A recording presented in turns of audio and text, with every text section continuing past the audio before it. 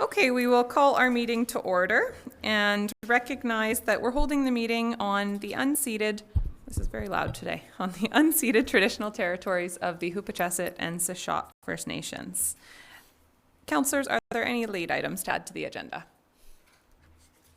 None? City Clerk, any late items? No, Madam Mayor. Okay. It's very loud today. Wonderful. Would somebody like to move approval of our agenda? So moved, Madam Mayor. Second.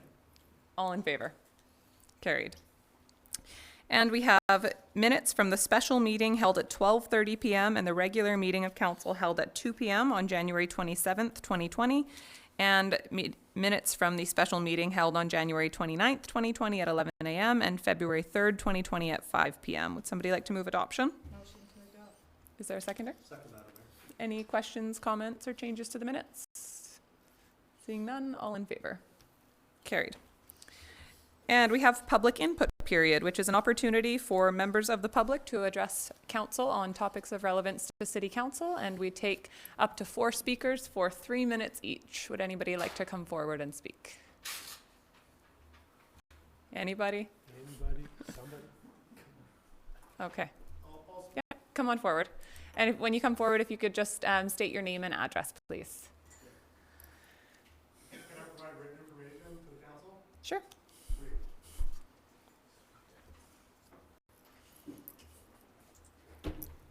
I didn't know there was 7 of you. That's okay. So we have 6 somebody can share. My name is Laval Aarons. I live at 5251 Argyle Street, 408. That's the Thunderbird. Thanks for your time this morning. I'm just a citizen of Port Alberni, and it seems that there's been quite a bit of talk about this revitalization stuff going on 3rd Avenue. I've been part of some social media online platforms, and it's some really interesting discussions going on there. So I just wanted to suggest that maybe the council might consider doing something a little different in terms of that. And I don't know if we've ever looked at local currency and establishing a local currency for Port Alberni as a means to keep funds in the town and to promote economic activity. As it's a different path and a different way than simply maybe beautification. And I don't think it's one or the other. I think they can work together, but it might be a cheaper or a more cost-effective approach at how would you say enhancing I would say getting people to spend money in port. Instead of just looking for money that come outside, we've got people that are taking our money and going to Nanaimo, right? Or people that use big stores. And I'm very thankful for the jobs that we get at Walmart and these big corporations, but every dollar that's spent there leaves Port Alberni. So rather than buying meat at Walmart, how about you go to Peace Mountain Meats or R&R Meats? And a local currency, what it could do is essentially you'd produce a note that maybe people would receive at a discount, maybe a 10% discount, and it would be accepted by certain places in Port Alberni, our local businesses, and it would give people an incentive to shop locally and keep our money in Port Alberni. And I think that the reason why I came to council, it's my first time being here at a meeting. I'm looking forward to seeing what this is all about. But this isn't necessarily that you adopt this specific idea, but that we start to, as a community, generate ideas and generate constructive, future-facing ideas rather than simply criticizing each other or looking for conflicts of interest. I think it's really good what the council has done. I'm looking forward to seeing a vibrant uptown in the future. And I know I'm personally laid off, so I know what it's like to go through times of austerity. But I did come with an idea of something that might work in the future. And I would ask if you guys would look at it and maybe it will take up some traction. Thank you very much for your time. Thank you very much for coming forward, Laval. Would any other members of the public like to speak today? Okay, thank you very much. We'll move on to delegations, and we will review this. Thank you for bringing it forward. We'll move on to delegations, and first we have the introduction of our Manager of Recreation Services, and Willa Thorpe to introduce him. Like show and tell. Thank you, Madam Mayor. I'm very pleased to introduce Sean Burgoyne to Mayor and Council as our Manager of Recreation Services, who started on January the 20th. Any questions for Mr. Burgoyne today? Hello, thanks for having me. Sean, tell us about yourself. All right. So back in 1996, started off as a lifeguard.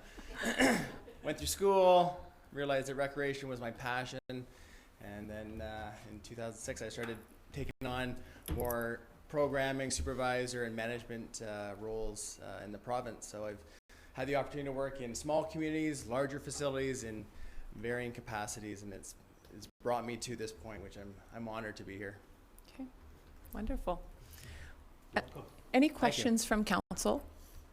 Councillor Corbiel? I would be remiss if I didn't ask you, and maybe you've already done it, been to a hockey game, and a number of my friends have all kinds of concerns, mostly around the beer lineup. Okay. But if you do get an opportunity to go to a hockey game just to take in what's going on, I assume that would be your bailiwick, looking after how the concession stand works there? That's correct, yeah. So it is something that we've been working on over the last couple of weeks, and just taking in as much information as I can about how things have been done, how things could be done better, and start to put a plan in place, and working with Willa and the staff to make those changes appropriately in a timely manner. Just a small question for getting started. It was I'm quite working on it. topical at the last hockey game I went to. Okay. And secondly, did you have family in Port Alberni at one time? Not that I know of. I knew No, but Burgoyne's. Yeah, okay, yes. Thank you. Welcome to Port Alberni. Thanks, Ron. Any other questions from Council? Councillor Haggard? Are you from Courtney? My previous employment was with the town of Comox, Okay. and I was there for the last 2 years. Well, I'm so thrilled that we stole another employee from that area, so welcome. Thank you. Yeah, I've we- been told this is a great honor for Port Alberni to gain back some power. Some talent, thank you. Thank you. It's a personal pursuit to steal as many people from Comox as possible, and I think we finally bucked the trend of people coming here versus people going there. And let's not stop here. We'll keep going. There's some great people left in Comox still, I bet. Any other comments for Sean? Okay, well, welcome to Port Alberni. Oh, I'll just throw in a Councillor quick Paulson. comment. I can tell you what was with my experience. I worked at the multiplex for 10 Oh, okay. years, so don't be afraid to call. I appreciate that. But Thank I you. won't call you because I don't want to bug you like Councillor Corbeil did. I look forward to meeting. Thank you. well, thank you. We are very thrilled to have you in the community and look forward to working with you through Willa and just continuing to constantly improve the services that we're offering. So thanks very much. Appreciate it. Thank you. Look forward to working for you guys. Cheers. Thank you. And thank you, Willa. Okay, and our first delegation from Rory Warnock, the Heart and Stroke Foundation. Good afternoon. Good afternoon.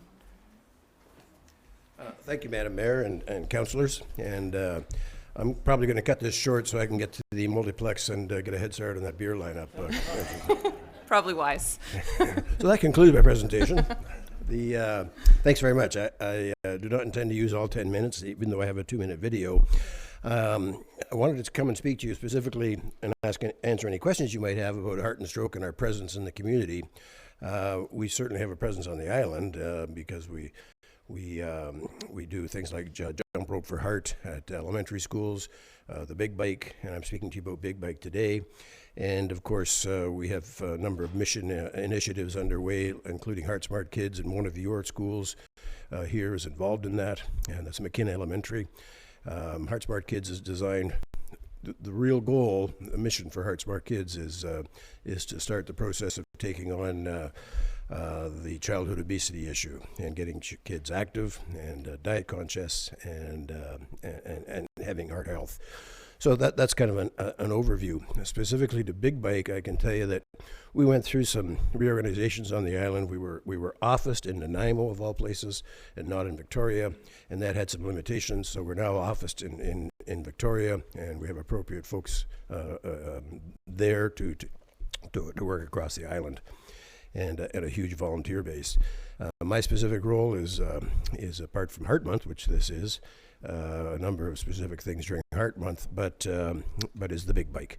Big Bike is coming back to Port Alberni on May the 25th. I've already had meetings with 2 teams who are going to join us, and I'm here to talk to you specifically about Big Bike and encourage that the council and Madam Mayor, that you would participate with employees from the administrative side of the city.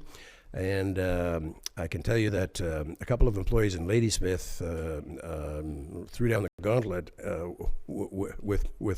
me in the summer, saying you really got to build a municipal challenge. So far, I can tell you that the City of Victoria is going to ride. I can tell you that the City of Duncan will ride. And we've been in those markets before. And City of Nanaimo, I have presentations committee of the whole pending in Comox and Powell River.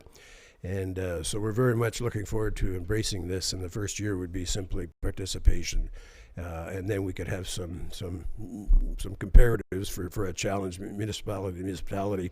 Sounds like there might be some meat to one with Comox. And when I have that presentation, I'll be quoting you on this. So anyway, that's the overview. And if I may, could I, before we do questions, if I could ask for the Twyla, could you do the video? Thank you, Pam. Very kind. This is 2 minutes.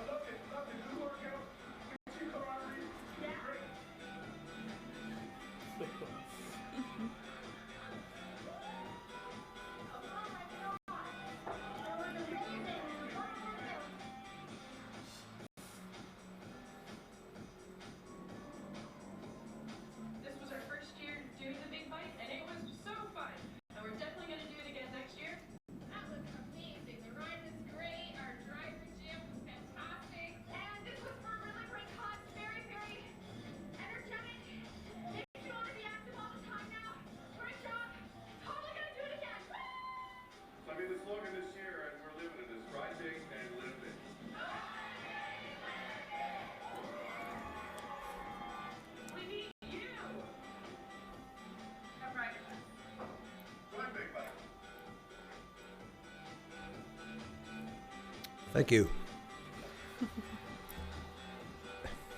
Thanks very much. So with that kind of as a reference point, just in case no one was familiar with Bike in the room, my question is, would Madam Mayor, would you and Council consider participating in the Big Bike event on May 25th of this year? Oh, I'm sure we would love to. I'm sure everybody here would love to.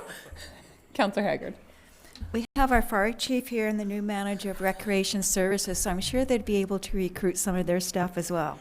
Well, that's wonderful you should mention that, because it's a tiny world. I know Sean from his Comox days, and it was just hilarious when I saw him on the agenda. Thank you. Councillor Washington, did you have a comment? Okay.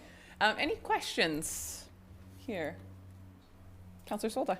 Just a quick question. So we all ride the bike, but are we fundraising? What are we doing here? How does this work? It is a fundraiser for us. It's a chance for organizations to have a team building or an engagement process. So it's very much a two-way street. But yes, fundraising is part of our agenda, and riders traditionally get pledges. This is not for municipal funds. It is individuals who are seeking pledges from people within their personal network, and so that's the process. And in year one for a team, I mean, people say, well, how much do we have to fundraise? My answer is zero, because that's not the benchmark. That's why I mentioned that if we have a municipal challenge, the first year would be participation. Yes, some fundraising would be appreciated from the team, but the second year, once we have things in place, would be to have that sort of rivalry and some kind of competitive, quantifiable competitive nature. And when I say comparative, City of Victoria would dwarf other teams in terms of their capacity to field multiple teams or raise money. So that's not fair. So everything would have to have some kind of relative basis. But anyway, the gauntlet was thrown to me by Ladysmith of all places. So well done, Ladysmith. So. All right, Councillor Paulson. Just a quick comment. I've ridden Big Bike a number of times, and Thank you, Councillor. it is a lot of fun. But I will tell you, if we do, we can't have any empty seats on that thing, because that thing, by the time you get to the end, you got to have everybody pulling with the same oars. Well, that's right. There are 29 seats on the, actually there are Perfect. 30 seats on the bike, but one of them is for the professional driver. That individual, he or she, is responsible for health and safety and for running the air brake, which is key. And but there are 29 seats. One of those seats does not have pedals. Everything else is pedals, and there's no motor. It's pedal power. So, and the rationale for that seat without pedals is simply, it's called the seat of honor, and often you might want to put someone who's not capable of pedaling in that position, people who have survived some kind of cardiac event. So it tends to make it a very inclusive. We'll put Councillor Paulson in that seat. If you put a recliner in that empty, there's no, I'm in. Did you need a TV too? And a beer holder, that's right. Beer holder. I'll speak to Councillor Corbell about that. And so a beer holder and a TV. You need a TV for that? You know what, I can just laugh at it. Yes, you can. Yes, you can. So, Thank you, perfect. Councillor Solda. Just one quick question. What time would it start? I'm looking at the meetings logistics would be that I suggest that you would want to appoint or solicit someone to be the captain or a couple of co-captains. And that individual would have to communicate with you for your schedules and help build the team with help from fire chief and recreation manager and others within your municipal organization. But so someone has to carry the ball, and that's the person I will work with, and I'll support that individual or a couple of individuals. It's always good to have a couple of captains, co-captains. Because on those times we have 11 a.m. meeting and a 2 p.m. meeting here. So I'm just. Well, why don't we do this? Why don't you tell me what time you would like right now, and we will carve that in stone on Monday the 25th. Morning. Morning? Perfect. Sounds like morning. Okay. We will work on that. But I think definitely, happy to participate. Thank you very much. Yeah. Appreciate it. Thank you very much. Thanks for coming. My pleasure. I'm here for 3 days. I've got meetings the next couple of days. Great. Enjoy. Thank you. Okay, and our second delegation from Broom Busters is Joanne Sales. Welcome back.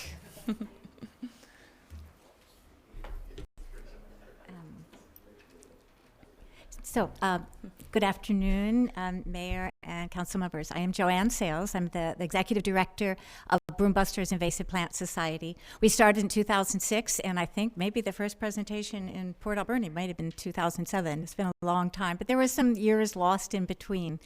So what I'd like to do is show you the PowerPoint that we've been showing to municipalities in the area. On East Vancouver Island, and many of the municipalities are now participating in Broom Busters. Okay, why do we care so much about Scotch Broom? And this picture explains it all. Is this the pointer? Let's see. Is there a pointer? No. Okay. All right, that's a different kind of pointer. Anyway, yes, that is Parksville. So that is Barkerfield right there. So that was forest, okay, and that was cut down maybe 12 years ago or something.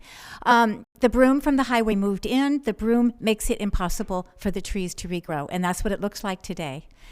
So once you have broom, you don't have trees. So what's wrong with Scotch Broom?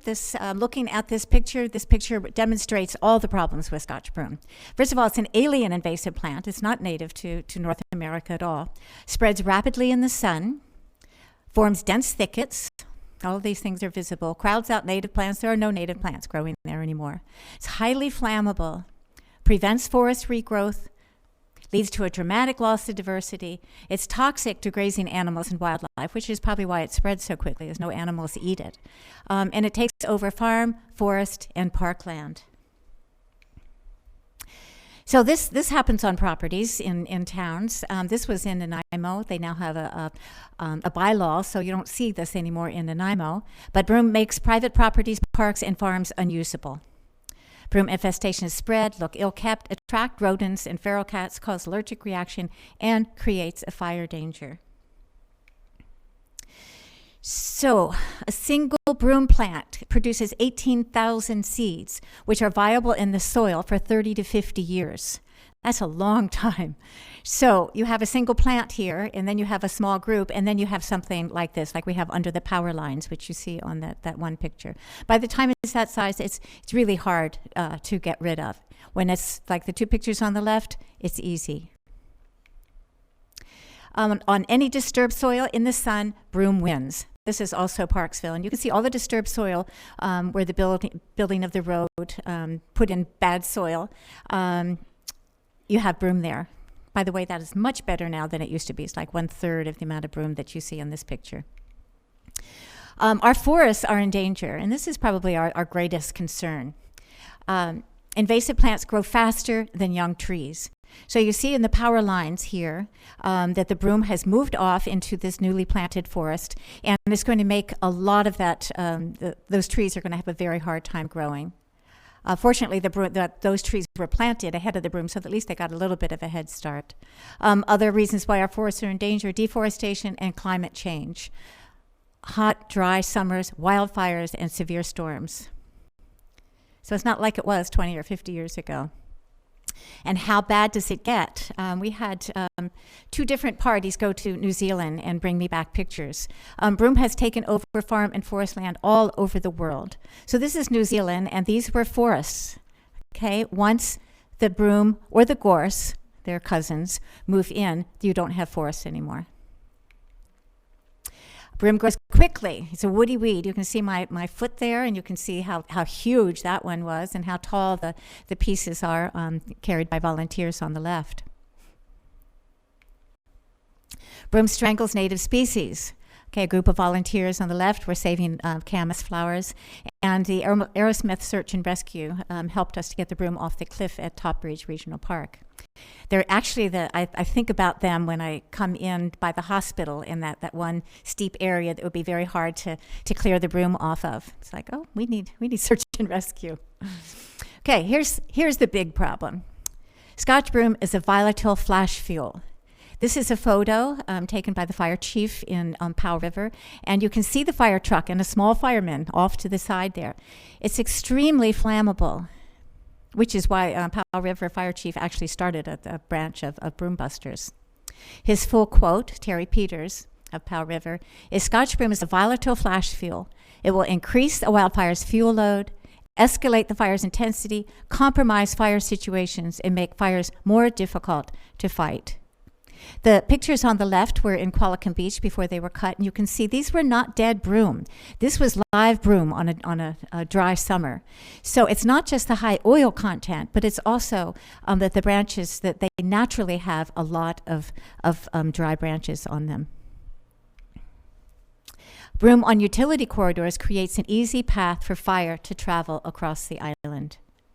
And there are actually a couple municipalities that are going to be addressing BC Hydro because this goes right through the middle of their living area. And you can see, like, this is springtime, but seeing the picture before, you can see how quickly fire would just race across the island or through a town.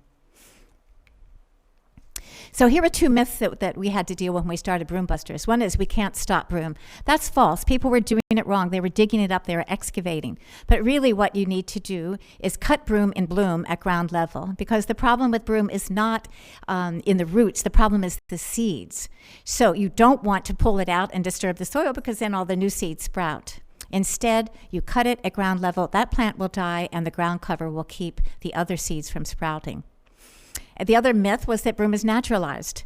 That's not true. It's here and there. It's all over the place, but it's not done. It wants to look like what we have in this photo from New Zealand. And I hear it's happening all over the world. South America, too. Visitors go there and say, oh, you should have seen what I saw. So since 2006, communities and residents are taking action. These are all the communities that are currently active, including the Ministry of Transportation. So in 2006 in Qualicum Beach, there were 6 volunteers. In 2018, 500 volunteers cut broom for over 5,000 hours. So just for your information, how to cut it successfully, okay? Those loppers, that's how to do it, but you have to get all the way down to the single stalk. If you cut it, like on one of those 3 branches sticking up, it's going to come right back. It might look good for, a few days, but then it's going to come back. You have to get all the way down to the ground and let the grass then cover up over it. These are pictures from the past here in Port Alberni. And this was actually from photos that I got from the Starfleet Alberni Deep Space Port Group, who made these amazing photos, which I'm so impressed by still. They're huge piles. So you can see how much broom. This was on the SPCA and I think also one of the cemeteries. So we can't take credit for that, but I love the photos. Here's some broom busters. This is when we worked at the Visitor Center a couple years ago, and driving in, I see we have to do some more work there. It's much better than it was. Here's other areas that we worked on. Rogers Creek, along the rail line, and the Hospital Hill. That's what it was in 2006 or 7. And now, well, actually, now it's blackberries. But we've gotten rid of the broom there. Actually, broom is much worse than blackberries. As bad as blackberries are, broom is worse because it's so flammable. And you can't get rid of it. So this is a project that doesn't really directly affect Port Alberni, but it's we're trying to get the broom off of the highways because it's flammability. So you can see the picture here on the left. If somebody threw a cigarette or a match out, it would be very, very flammable in the summer. So the broom busters cut the broom. This was in Parksville as well. But we would like to do the same thing on Highway 4 in Port Alberni on either side. So we want to thank Port Alberni's councils. For multiple years, the city has picked up the broom that volunteers have cut, and we're thankful to the volunteers. Just want to make a note of what an important position Port Alberni is in, because the worst broom infestations have been on the East Coast, but Port Alberni is the pathway to the West Coast. So anything that is done here to raise awareness and to stimulate people to take care of the broom that is spreading along the highways is going to make a huge difference in the future of the island. So what do we ask of Port Alberni Council? Well, we're concerned about the spread of wildfire on broom-infested transmission line corridors. So municipalities can take action. You have a greater voice than a volunteer group like us. So we would like to have that addressed by the people in power. We're also concerned about the spread of broom in clear-cut forest areas. The broom will prevent and reduce tree growth. The deforested or the clear-cut areas near the city, I think that the council has a voice about the future. And this spring, we would like to post a few signs to inform and invite the public to participate in broom buster events. Thinking like 6 signs for 4 weeks in late April to early May. And that's a picture of the sign there. The reason for this is because most people don't even know about broom busters. They might have broom on their property. They don't know what to do. When they go to our website, first of all, they can see that they can volunteer here, but also they'll know how to get rid of broom properly on their own property. So these are our strategies, and they seem to be working. Cut broom and bloom. Containment with all invasive plants. You always want to start where it's not so bad. You don't start in the worst areas. You start where it's spreading and you contain it. Stop the spread. Preserve trees and ground cover. That's probably the most important things. As long as we can keep trees there, then we don't have broom. We might have other invasives, but we won't have broom.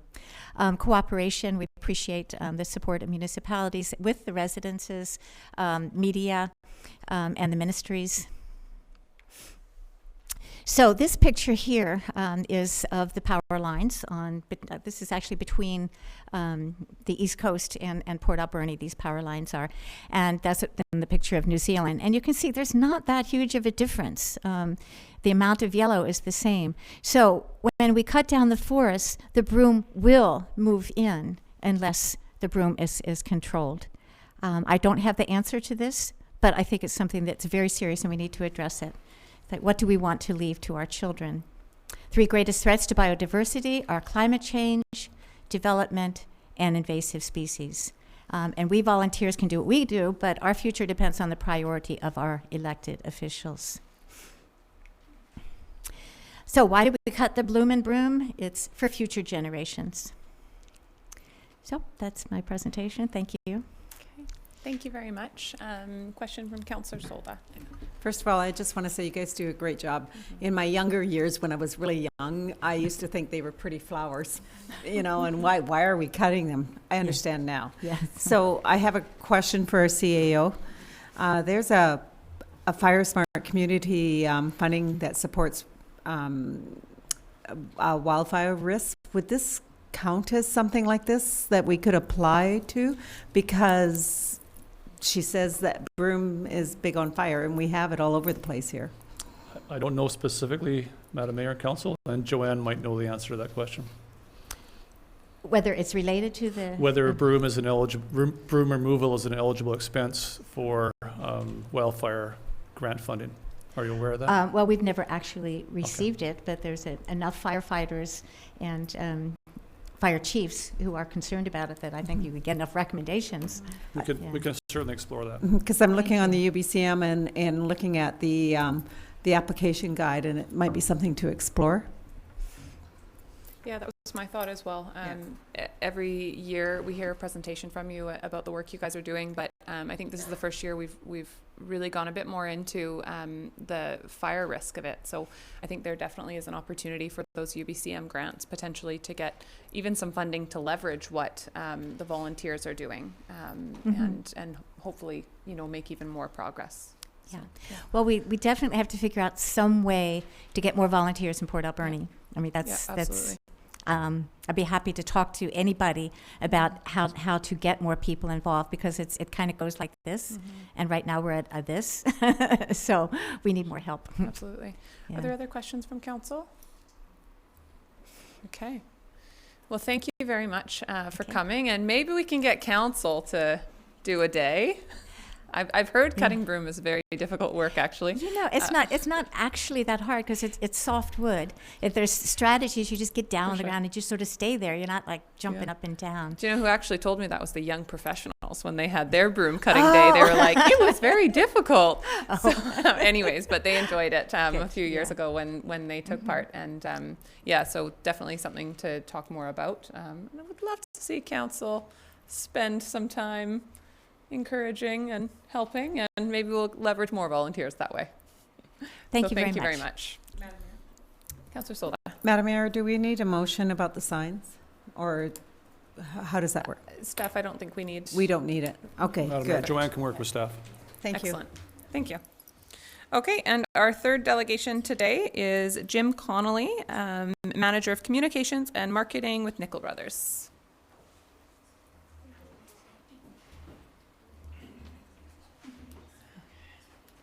Welcome. Yes, absolutely.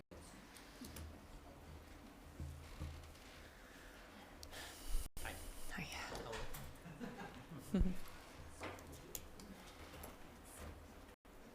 Thank you very much. Nice to meet you. Thanks.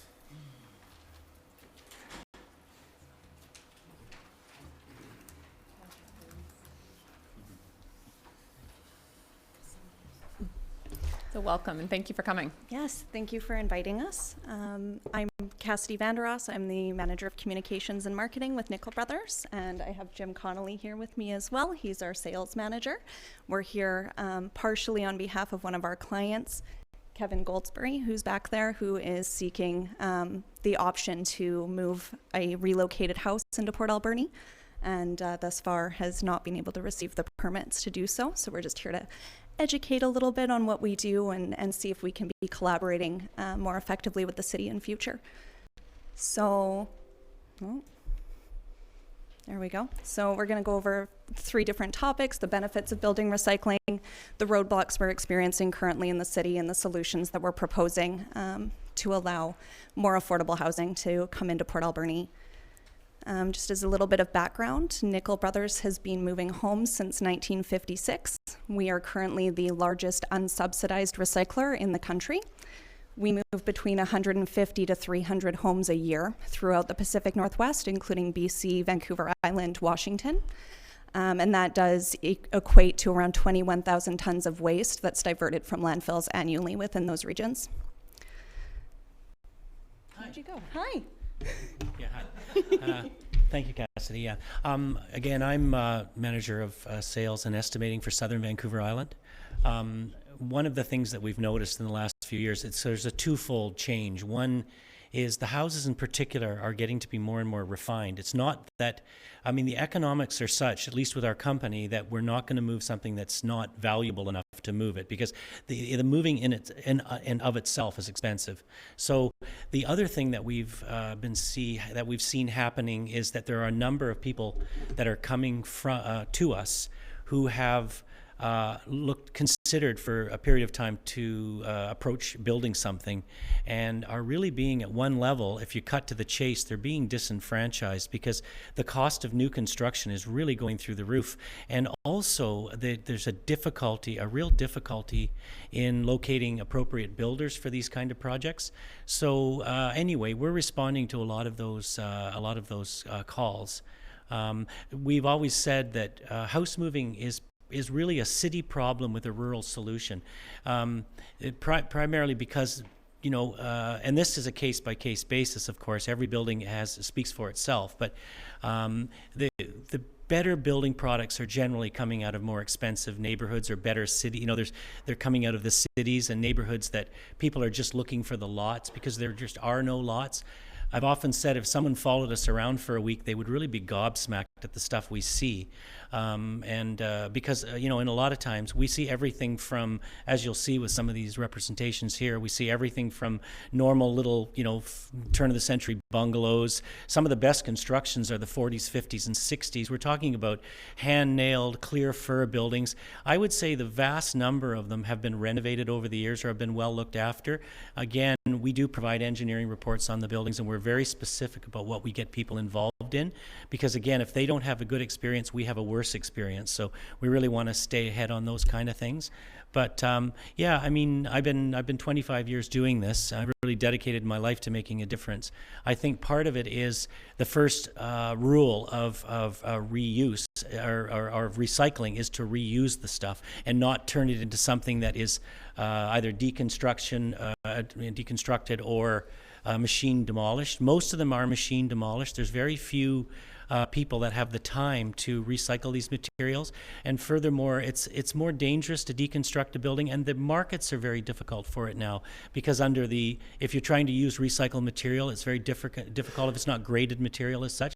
So ideally, the best way to resource this stuff is to keep it as complete as possible. But as I said, there's a huge public demand for what we do, and in many cases, we do it on behalf of people that are looking for alternatives. I've seen 3 generations of people that we've dealt with in terms of the kids, their parents, and even the grandparents have come to us over the years. So it's kind of an interesting, not wanting to speak in circles, but I'm personally coming full circle on this stuff. And I think it's something that really needs to happen. Port Alberni has been an area that is a little bit problematic to move buildings here too, because of the obviously coming over the hump. So there's only, our limitation is about 34 feet coming over the hump. So it's not been an area that we've had that much exposure to, but we have had people over the years, and we've usually said that Port Alberni doesn't really look favorably on moved buildings, and your interpretation was different than a lot of the other municipalities. So we've kind of discouraged people, but again, when we've tracked some of this, and Cassidy she's the brainy one. She's got all the statistics. So, if you do need to ask any questions in terms of the numbers, she's collected that information. But again, I think it's the way of the future. I love this statement up here where any country worthy of a future should be interested in a past. And if we deny our architectural past, and if we waste, because I think we're really at a critical point in time. I mean, the economics of this are really tough, and it has to flow smoothly. There has to be flow through in terms of being able to remove the buildings in a proper time, deliver them in a proper time, and all this kind of stuff. So, I mean, I really think we're at an impasse, and I believe that this particular industry plays a part in going forward. Thank you for your time.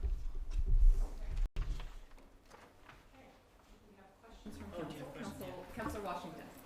Thank you, Madam Mayor.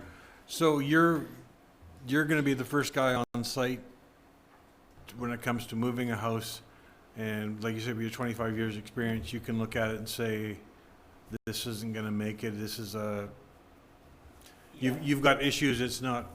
Exactly. It's well, not. There's two kinds. There's people that Oh, sorry, if you want to just come forward, just because we are live streaming. I'm sorry. Yeah, so there are people that come forward to us, and they want to move a building, in which case we can give them a price. So we'll do the logistics, we'll do the measuring, and we'll look at the time frame and the scheduling and all this kind of stuff. And to be brutally honest about it, a number of those buildings are not suitable for moving. And, we have a policy of being honest first. And so we'll often say to people, that you're still going to be $40,000 to relocate it. And it's questionable for example, and I got myself into trouble years ago too, because we were working in an old part of Nanaimo, and I had said, generally the city buildings are more refined, and they kind of took that as it was some kind of but it's just a lot of those coal miner houses are 2x6 floor joists on 2-foot centers, with a weak subfloor and those kind of things. Those are specific to certain kinds of areas, but overall, you have to be very fussy. And so, I am the first guy on site, and I'm going to look for the straightness of the roof. Is it breathing properly? Does it have a good floor joist, a good subfloor? What's the exterior?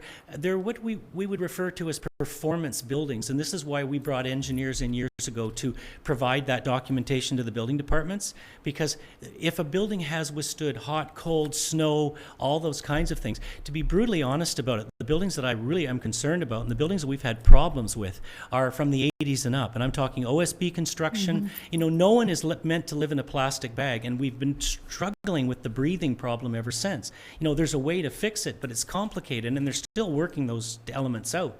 But that's the stuff I'm worried about. Am I worried about a turn of the century, a craftsman style or a custom house somewhere where it's dimensional fur? It probably, some of it probably came from here, because the material is just edge grain clear. And so again, that's us, and I can't speak for everybody in the industry, but we have to be fussy for all the reasons I explained earlier.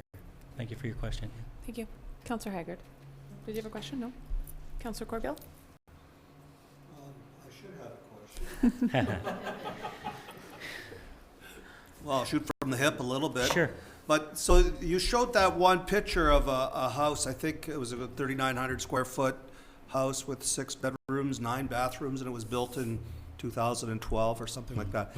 If a house like that was to move to Port Alberni, would it not qualify under the building code as of today, or has it changed that significantly? Yeah, technically not. The buildings are in all of the municipalities. There's only a couple. I mean, you have different kinds of rules. You have value rules, which are essentially property protection rules.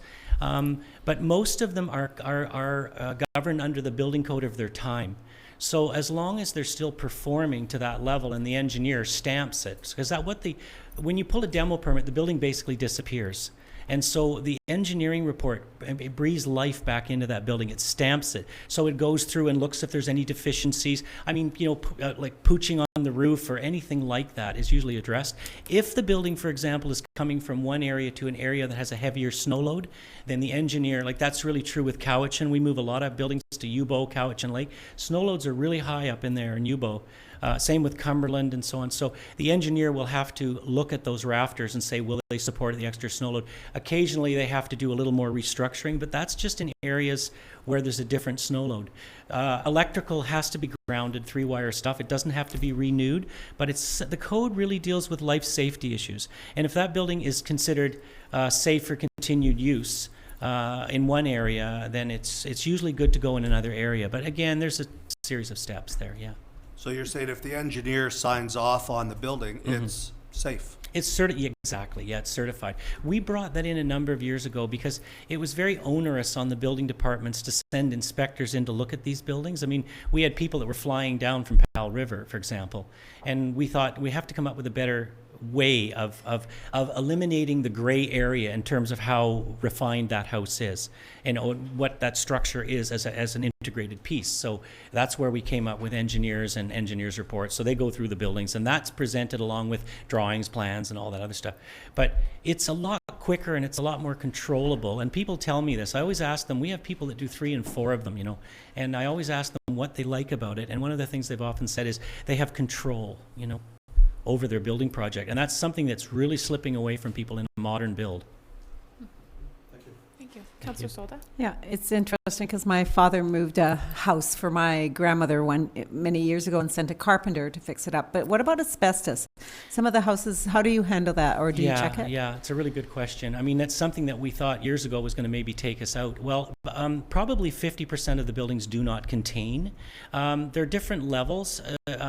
Most of them are, the ones that we take are generally clean. We do get the odd one with a 1 or 2% in the drywall mud and tape or in the textured coatings. The operative word is disturbed. If it's not disturbed, or if it's in a work environment, the stuff that we have to remove are the vermiculite insulations, because if we're taking down chimneys, we always remove chimneys. Everything's fire safety, right? So the chimney has to come down. That becomes a work area. The pipe wraps, the asbestos pipe wraps, and you're right, asbestos is the big one. Those areas are all cleaned completely out, so there's no areas where anyone could, because we can't put workers in there unless it's clean and air quality tests and everything. We have to go through the whole process. But it's really a question of, you look at how many buildings are still existing and people are living in them quite safely that have a 1 and 2% asbestos. It's a fire retardant. I think the fireman could speak to that. It was put in as a bonding agent or a fire retardant in some of the muds and tapes and in some of the spackle coatings. Again, it's not likely that we'll take that building on spec, because we have two kinds of buildings. We have buildings that we're moving directly to properties, and then we have compounds all over the place that we're locating buildings that are that we're going to have to move 3 times. So we move them to storage, we move them again, and we move them again. And we do want those buildings to be, clean buildings. So we're pretty fussy again with that. That's just the economics of it, yeah. You're being upstaged.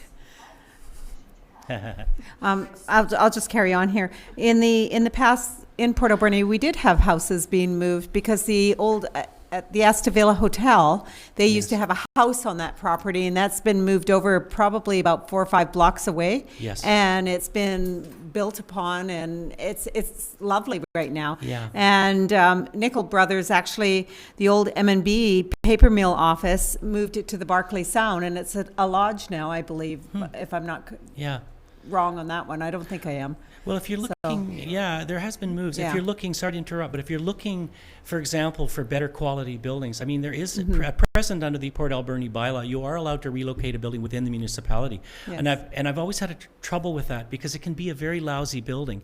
And that, that's a case by case again. So whereas we could bring something that could technically be much more refined, we would be limited under your present bylaw to bring that building up to new code standard, which of course, it just takes the economics out of it for people that way.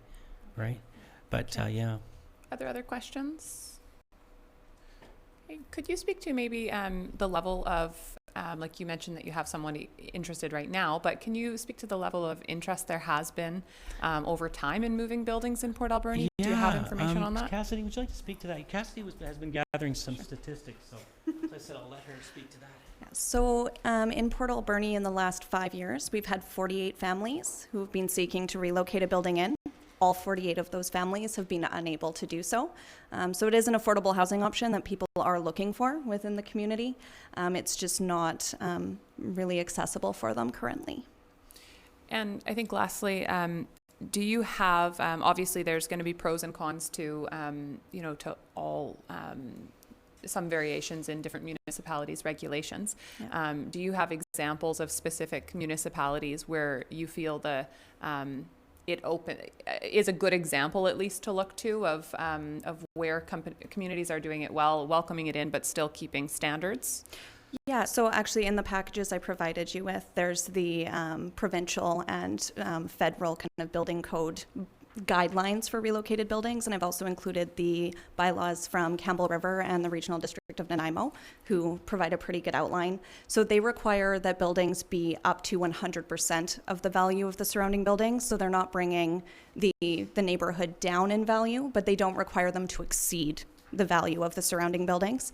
And they also require that the homes be deemed safe by an engineer and to meet the building codes according to the provincial guidelines, which is that it's an existing building, so it needs to meet building code of the year it was built, not current building code.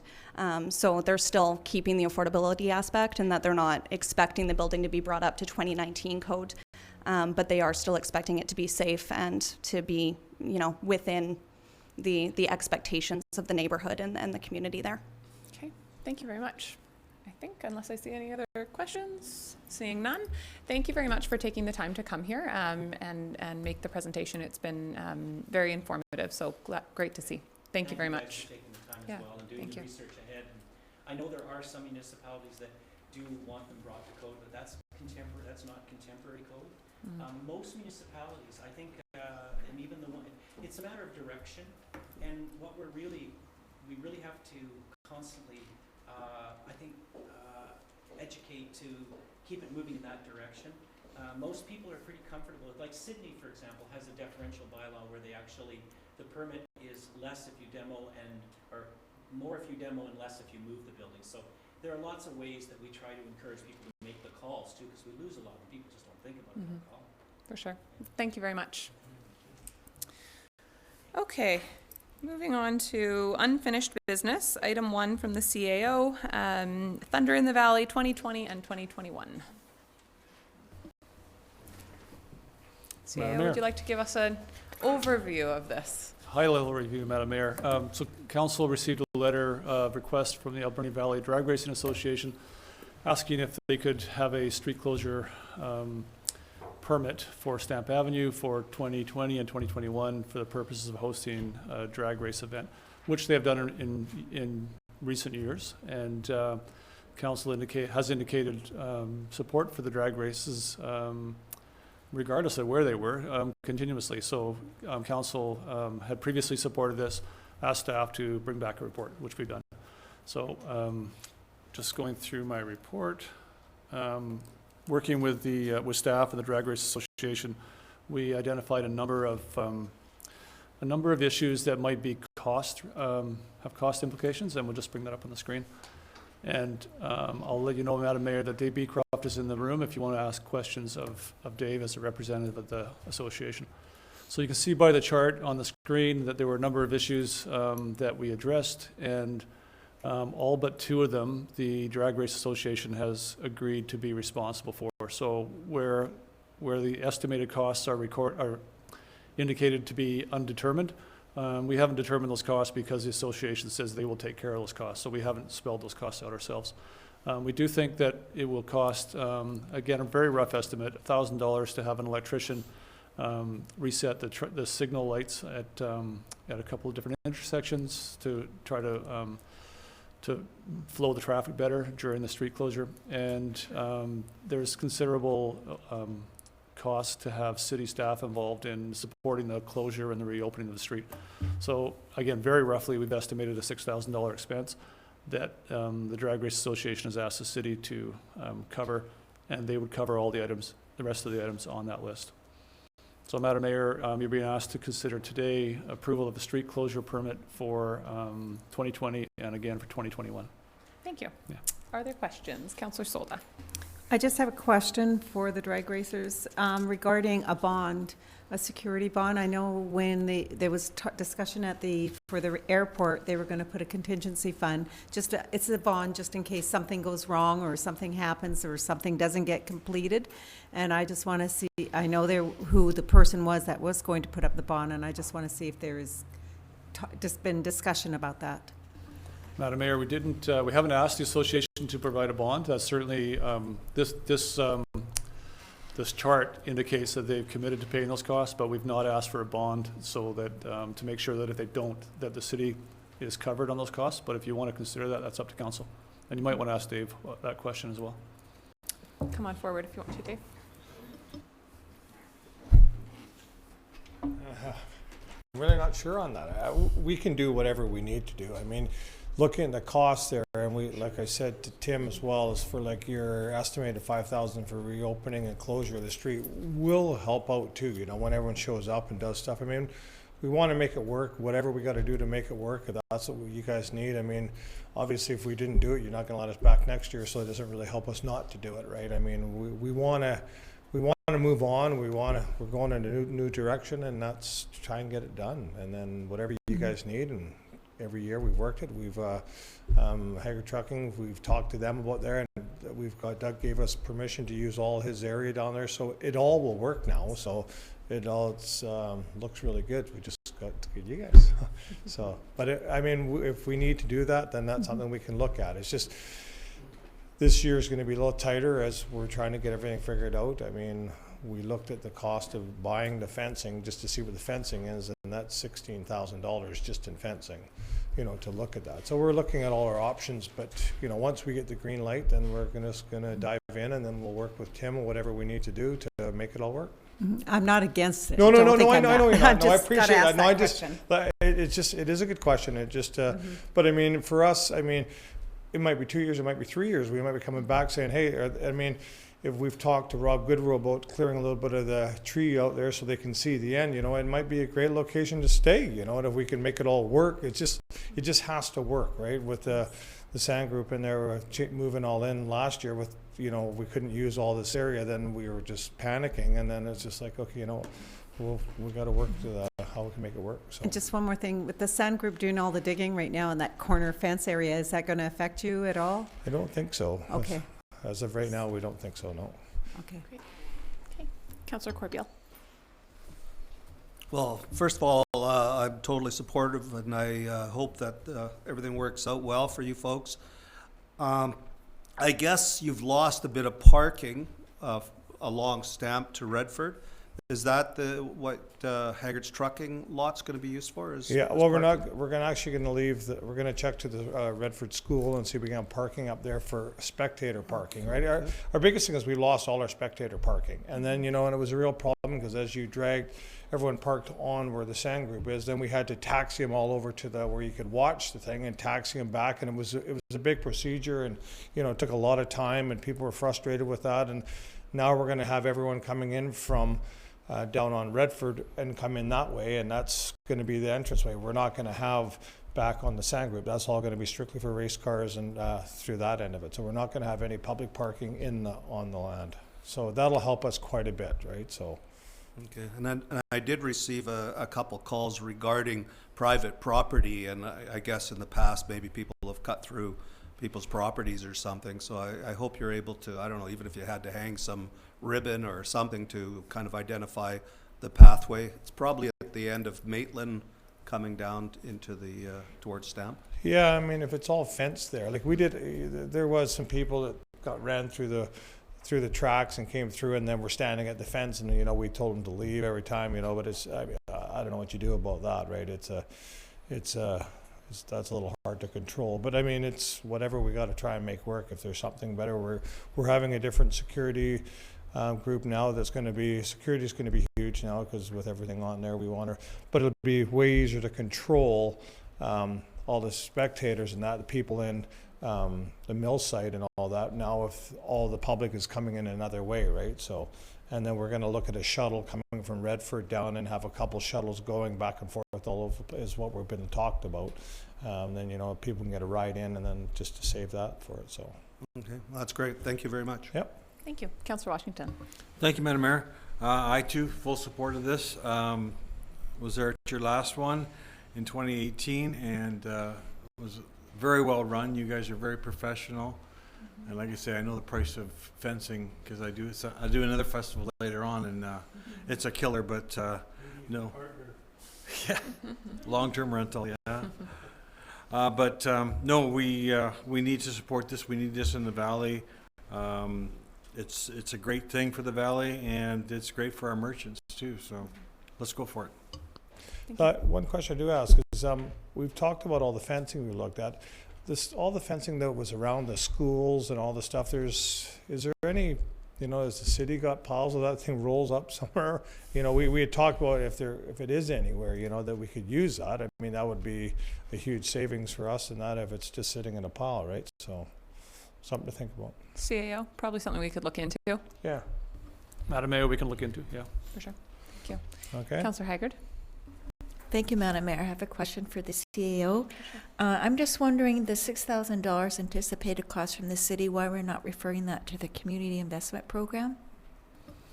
Good question, Madam Mayor. Well, it's too late for this year to refer it to the CIP. We could refer it for 2021. I thought we added another $10,000 to it for late applicants. We did. If council wants us to defer it that way. you might want to speak to the Director of Parks, Rec and Heritage to see what capacity is left in there. We will call up the Director of Parks, Recreation and Heritage. I know that when that report came forward, she did note that we know that there is a reconciliation request coming forward for a reconciliation event that's looking to be put on, as well as I think we funded 2 programs out of that already, so I don't know how much money would necessarily be left in there. I would suggest that we don't want to probably make that decision today. I think what the Drag Race Association is looking for is an answer of whether or not they can move forward, and probably sooner rather than later, so that they can do the planning. If we want to fund it through the community investment plan for this year or for next year, I think we could probably go through that process, but doesn't necessarily have to be ahead of this. So, but that certainly makes sense, and maybe that's the proper place for it to be funded from next year. Maybe the Director of Parks and Rec can just comment on that at another time.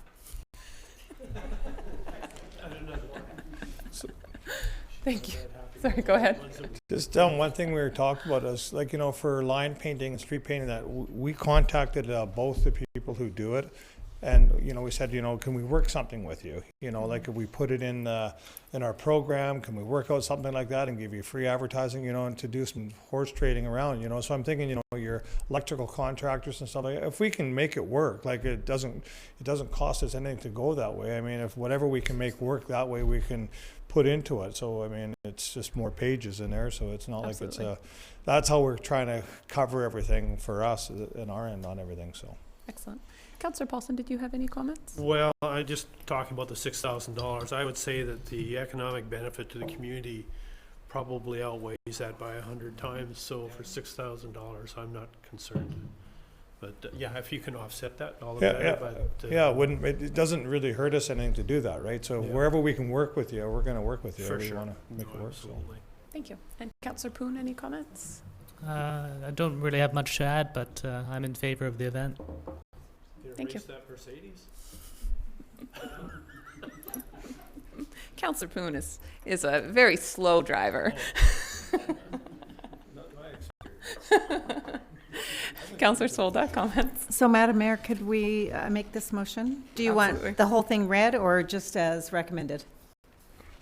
Whichever you prefer. Um, We usually read them. Sure.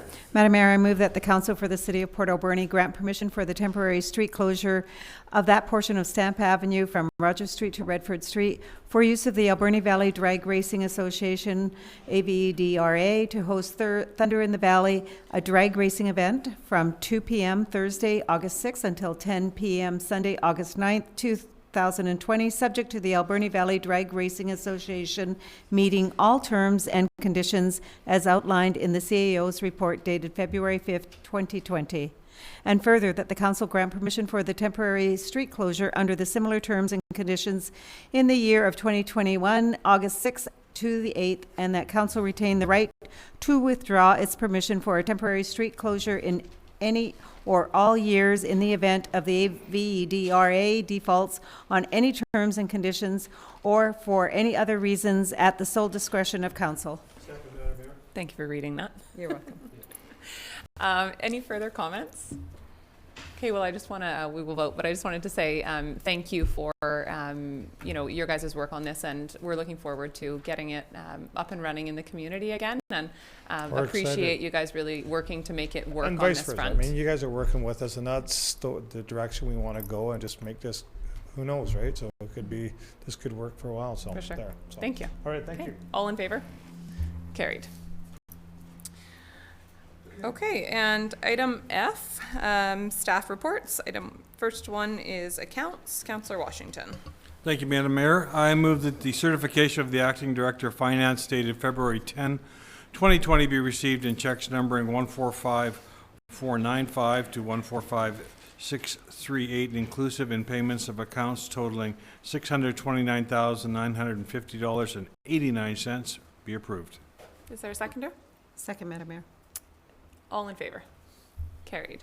Thank you. And item 2 from the Director of Parks, Recreation and Heritage, the UBCM Community Emergency Preparedness Fund 2020 ESS grant. Welcome, Director Thorpe. Thank you, Madam Mayor. So the Alberni Clayoquot Regional District develops and maintains the emergency preparedness program here in the Alberni Valley. And the City of Port Alberni continues to support the ACRD in their emergency preparedness efforts by erecting reception centers at city-owned facilities. Typically, we use Echo Center when response is required. The UBCM Community Emergency Preparedness Fund has grant funding available in 2020 for up to $25,000. So what you have in front of you today, Madam Mayor, is an application form for the 2020 intake, where we would focus on a mobile trailer that would be equipped with reception center equipment that city staff can use to erect a reception center at various locations should Echo Center not be a viable facility. Thank you very much. Are there any questions? Councillor Solda. But there is a trailer that the city helped fund at one time for emergencies. We couldn't use that particular trailer? And it's housed, I believe, at BC Ambulance or at the yards? At the works yard? Council, I believe Councillor Sold is referring to the trailer that is housed and operated by BC Ambulance Service. That's correct. That was purchased by the community a number of years ago. My understanding of that trailer is it's stored full of, or is used to store BC Ambulance equipment for short-term response or quick response by BC Ambulance Service, and available to the community for longer term. Well, Councillor, wow. Director Thorpe, just promoted her. Not yet, okay? What Director Thorpe is referring to is a trailer, I think, not to receive people inside of, but essentially a closed moving trailer that would house equipment and would be taken to a different building and the equipment removed. But the trailer that Councillor Solda's reminded us of is really an RV to use as a reception center in itself, or a first aid center. So the two would be different. That's not a very good answer, Madam Mayor, I'm sorry. But sure it is. Yeah. Yeah, so Madam Mayor, just to clarify, thank you, CAO Ply, Councillor Ply. And this grant would go, the intention is that it would be mobile cargo trailer that would store equipment. So we currently have reception center equipment at Echo Center that is viable and able to use.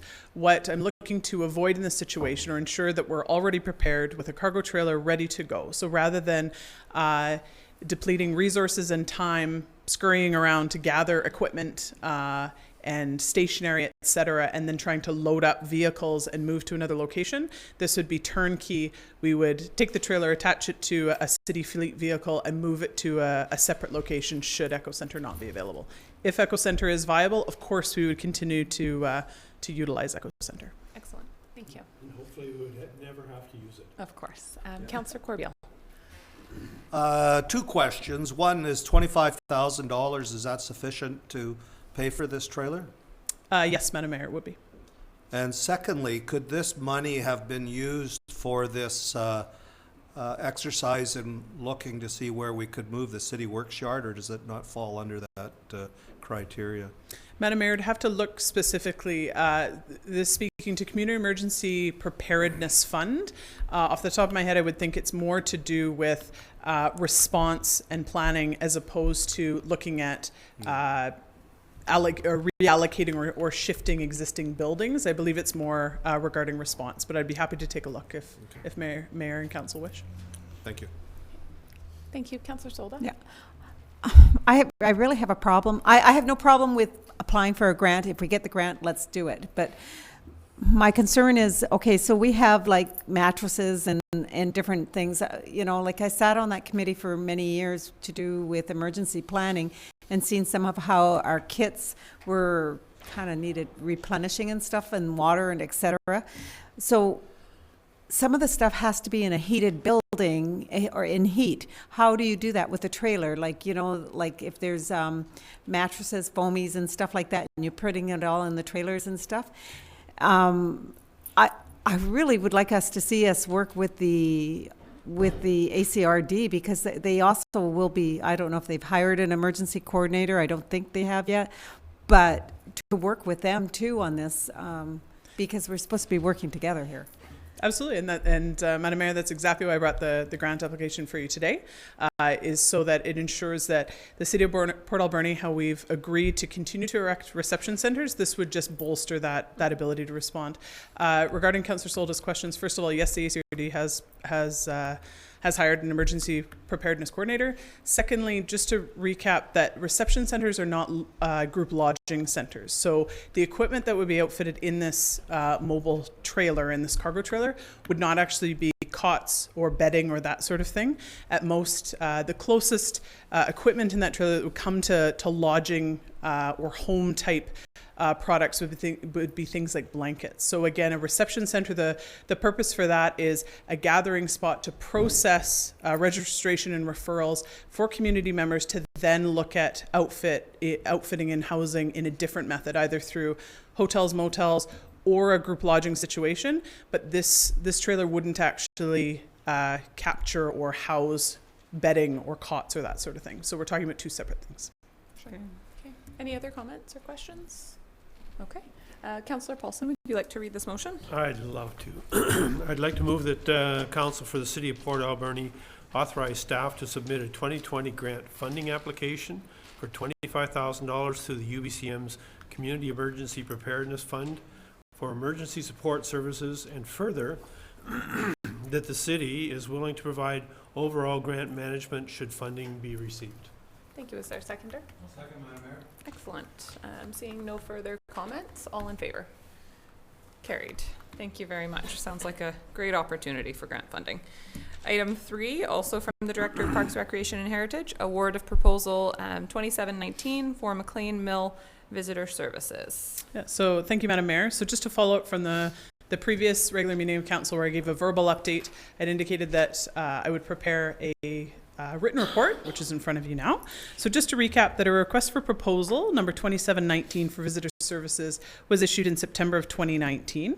We received 3 proposals from Melody Francoeur, Sociale Events, and the Alberni Valley Chamber of Commerce. And you can see the criteria in which the 3 proposals were evaluated against. And resulting draft operating agreement that was approved by council on January 27th included an operating subsidy of $150,000 to the Chamber of Commerce. Thank you very much. I just have a question about process here. I know that this question was brought forward to us, should this be made public or not? And I felt more inclined that it should not be made public personally, and because I think if we held an RFP for projects for land, a piece of property that we had, would we release all of the developers' names and business ideas? So I'm wondering if this is, and maybe that it would be the standard, but I guess I'm curious. I know that this is, I have no issue with releasing what we received. What we chose was the best option that was put forward to us, certainly. I'm just wondering if this is normal process, or is this what we would do if 4 proponents put forward, proposals for the Harborview lands? Would we release their information? Madam Mayor, in a technical sense, yes, that is the process. In this case, I think partially it was an oversight on our part, and partially there was a sense that these were people in the community we didn't need to make public their expressions of interest. And but McLean Mill is a topic where there's a high level of scrutiny and maybe some suspicion about the city's motives or actions. So we didn't bring it forward. There was a question from the public. We understood that council wanted to see that come forward. So Director Thorpe has brought that forward now. But it is standard practice to make all proposals and tenders public. It's part of the public process. I knew for tenders, I just wasn't sure if we would do that with specifically land and sort of, we handle business typically. If there's somebody putting forward specific business ideas, we often will handle that in camera for land. So I wondered if somebody comes to us and with a proposal or divulges in camera confidential information, that isn't necessarily public facing information, but on a public process like a tender or an RFP. And we can ask the deputy clerk to expand on that if you like. Okay. No, just if she would like to, sure. But just really curious about process. I wouldn't be adding much more to what CIO Ply has already said, where you would, because it was a public process, the name's public, the bottom line is public. Where you wouldn't divulge information is more unit prices or line item prices or specific details of the proposal. Okay. Thank you. Okay. Any further questions from council? Okay. Councillor Haggard, would you like to read the motion? Yes, thank you, Madam Mayor. I'd like to move that Council for the City of Port Alberni receive the report from the Director of Parks, Recreation and Heritage regarding the response to proposals for the provision of McLean Mill Visitor Services. Second, Madam Mayor. All in favor? Carried. Thank you very much. And item 4 from the Economic Development Manager, business license renewals. Madam Mayor and councillors, I want to provide one update, and then I'll review 4 elements of the report that you have in front of you. So the update is that as of noon today, we were down to 48 licenses that had not been paid, 48 business licenses, which is just slightly less than 5% of the total.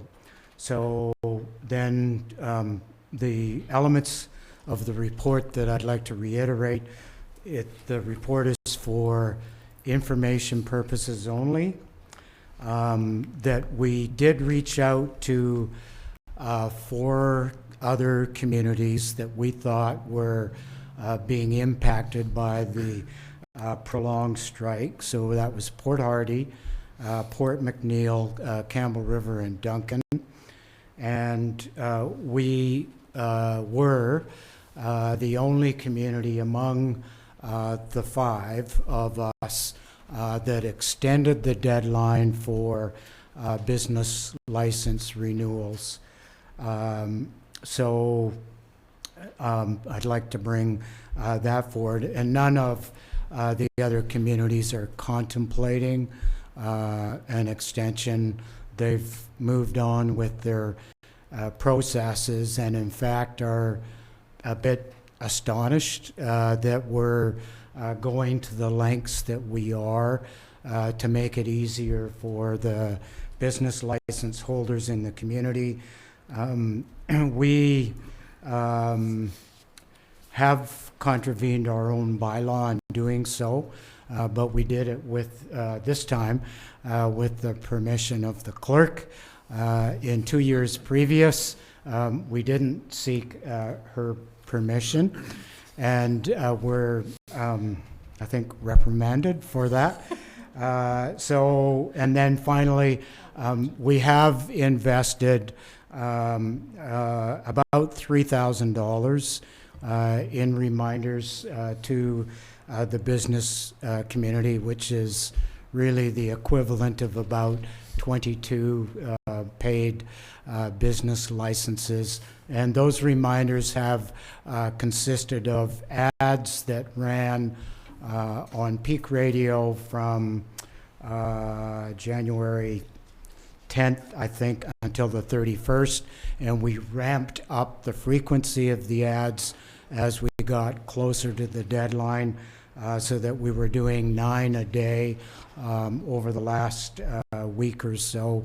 We also had daily presence on the Alberni Valley News digital website, and we were in every hard copy edition of the paper between January 10th and 31st. So we did also, as the report says, we phoned as of it was January 24th. We began phoning every single business owner who hadn't paid their license up, and we either spoke to them directly or left a message, and we mailed out letters. Thank you. Are there questions from council? Councillor Haggard. Thank you, Madam Mayor. I just want to say thank you to you and your staff for all your hard work and diligence on this project this year. I know the business community's had a really difficult time the last few months, but is this a usual process for your department to go through every year, or is this just because of the labor dispute this year and the number of business licenses that weren't renewed by the deadline? So we have actually done this now 3 years in a row, but we've been working towards like a process where we are not investing so much time and energy because we're special among municipalities in doing so. Every other municipality just abides by their business license bylaw. If the fees aren't paid by January 1st, in Nanaimo, for example, on January 2nd, the bylaw officers are out knocking on the doors and handing out tickets. And we understand that's a similar process in pretty much every other municipality on Vancouver Island. So we're unique, and we are trying to wean ourselves off that so that we're more in line with what the others do. I mean, we care about the business community. We're grateful for them. We're supportive of Council's goal to see the economy grow with the small business community. So we're doing everything we can to make that happen. Councillor Paulson. Just a quick question. You said you're down to about 45 that haven't renewed? 48. Or 48. Do you have a feel for how many of those actually don't exist anymore? Like from year to year, businesses go out of business, and just curious. Not an exact number. Certainly when we leave a message, we're asking for them to call us back. And in fact, the letter that we sent to each of those did say, if you're no longer in business, would you please give us a call? Again, that's something we hope that businesses will do if they close, but we totally understand why letting City Hall know might be the last thing on their mind. Councillor Corbeil.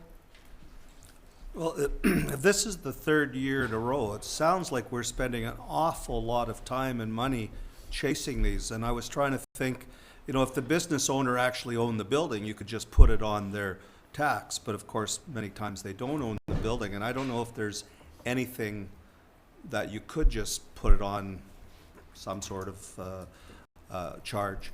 But maybe we should be looking at an incentive. If you give a post-dated check or something, you get a percentage knocked off. But it just seems like it's an awful lot of work for the City Hall to be chasing, what is it, 48 businesses right now? Well, the number is has been different in each of the last 3 years, but we are definitely looking at an incentive, a mechanism of some sort that would see that those that pay in time are rewarded, if you will. And we're looking at a couple of different approaches to that. Thank you. Councillor Washington. Thank you, Madam Mayor. I'm thinking the money you spent reminding them would almost equal the money spent on the bylaw officer going and telling him to, he's unpaid. Like it's sort of a catch-22, whether we spend it on reminding them or whether we spend it on sending bylaw enforcement officers around. Second of all, I know that if the city itself doesn't do something in a timely fashion, there's always a fine. So, I mean, perhaps if there was a fine and attached to it for not paying, perhaps it would speed the process up a little bit. If they're, say, come next year, if you're not paid, because you get plenty of warning. I mean, you get it in the anybody in business should have their due diligence because I mean it's a pretty cheap license to start with, and I mean I would I would think if you don't pay in time, you're in trouble. Right. So, the average license is $132. There is a 25% fee, additional fee placed on the license as of January 31st. If we get to the point of asking the bylaw officer to go out, and if the bylaw officer finds that the business is open, the business is liable for a fine, an immediate fine of $200. If the bylaw officer was to go back the next day and they were still open, they could be liable for a fine of another $200. And we don't want to see that at all in the community if we can avoid it. And as I've said on a couple of occasions, we're unique among municipalities on the island for the extent to which we go to try and support the business owners. Thank you very much. Any further questions? Councillor Poon. I was just wondering if there's an easier way to get people to pay, and perhaps could you take payment in advance? Could you take, if someone wanted to pay their business license for 10 years, is that something that can be done? I'm looking at the Deputy Director of Finance here.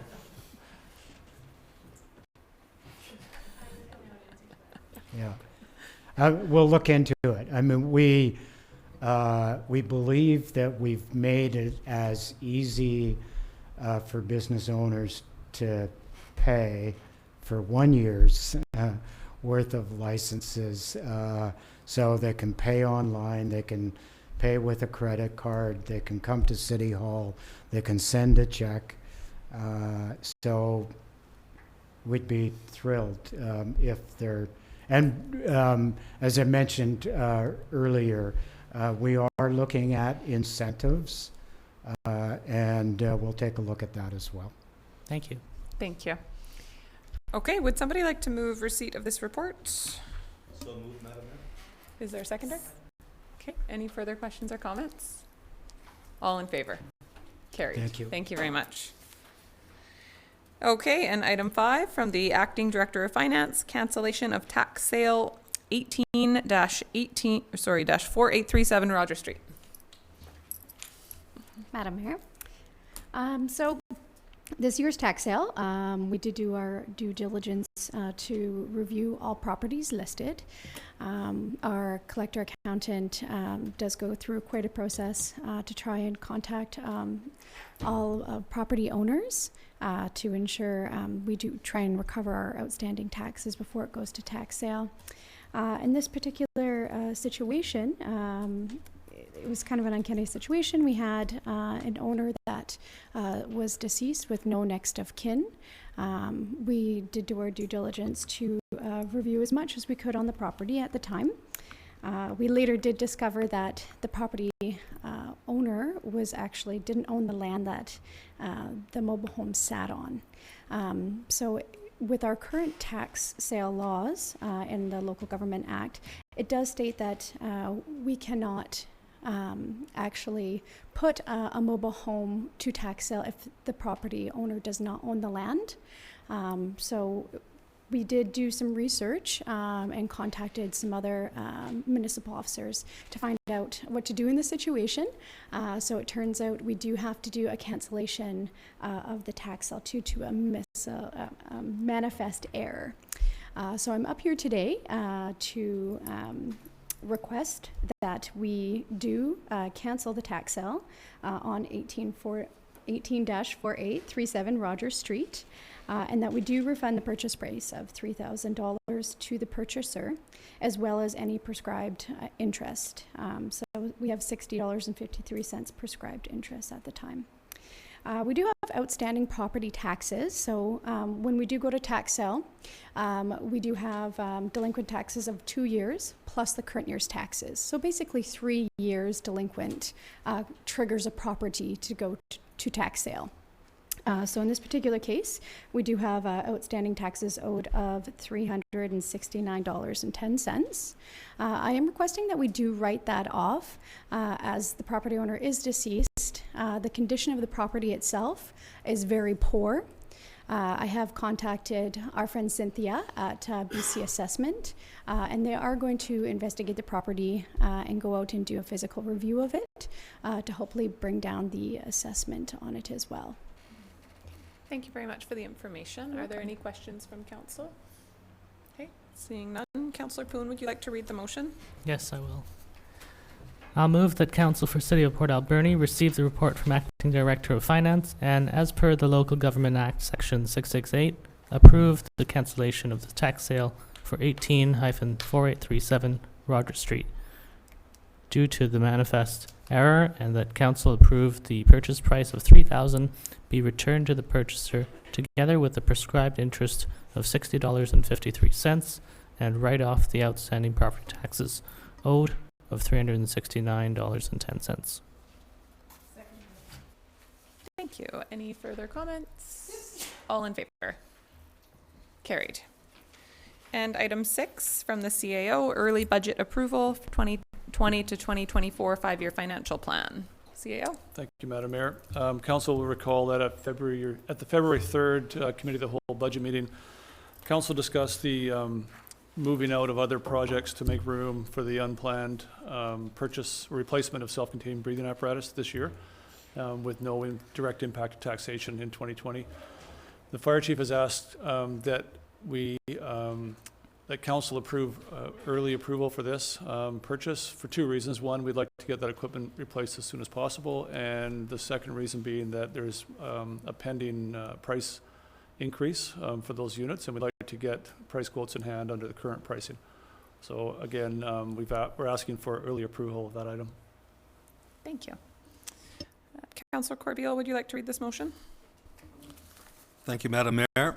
I move that the Council for the City of Port Alberni provide early budget approval for the purchase of self-contained breathing apparatus in the amount of $264,655, funded as follows: $69,857 from capital operating, $128,143 from operating reserves, and $66,655 from the IRF fund to replace the self-contained breathing apparatus currently in use by the Port Alberni Fire Department.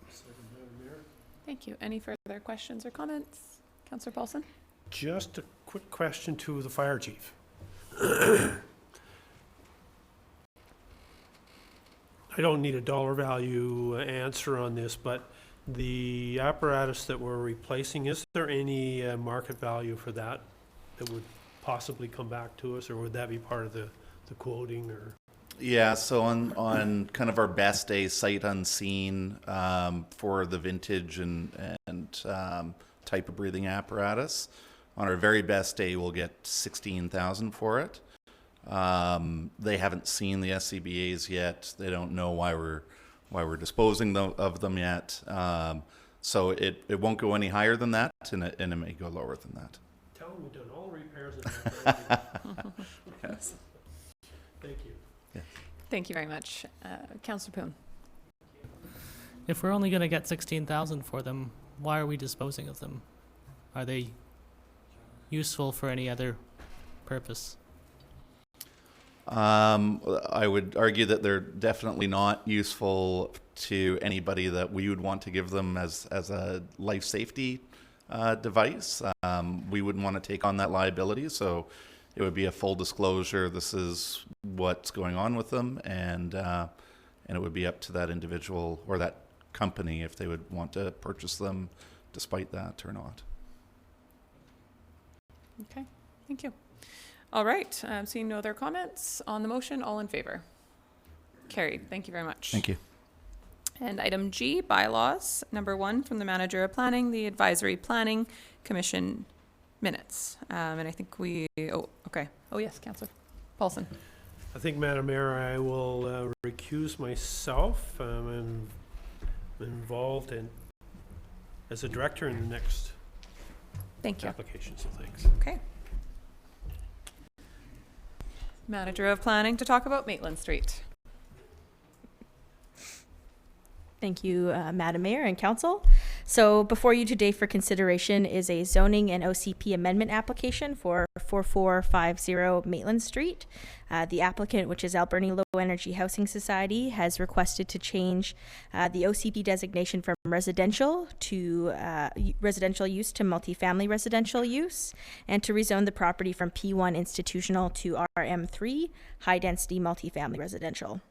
The property will also need to be included in the development permit area number 1, multifamily, as per the OCP policy for new multifamily residential designated properties. The proposed changes will facilitate a new affordable housing development with a total of 47 units. The subject property is located in a central area of the city.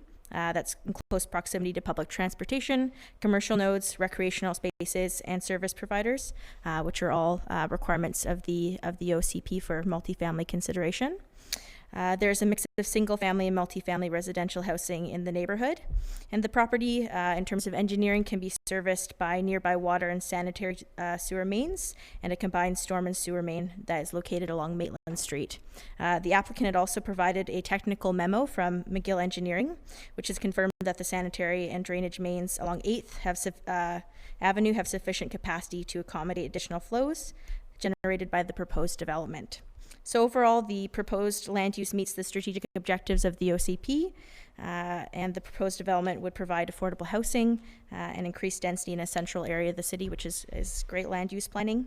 And in terms of the development permit process to come, that'll ensure that the quality of the development is high quality and attractive in design.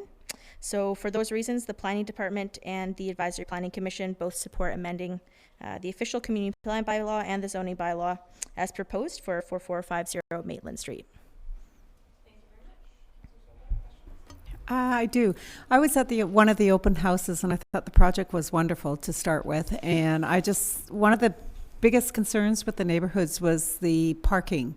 And they didn't think there was enough. And with the school going right beside them, it gets congested. So I'm just wondering if the component actually heard them, and what are we doing, and are we still at the same as what was proposed?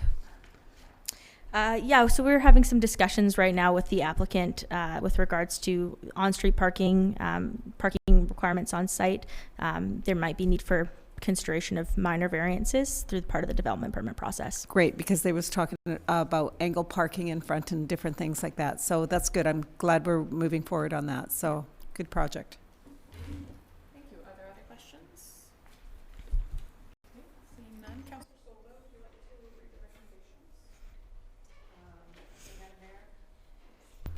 Madam Mayor, I move that the official community plan amendment number 294450 Maitland Street, Alberni Low Energy Housing Bylaw number 5000 be now introduced and read a first time. Second, Madam Mayor. Is there a seconder? Second. Oh, sorry. Reading. All in favor?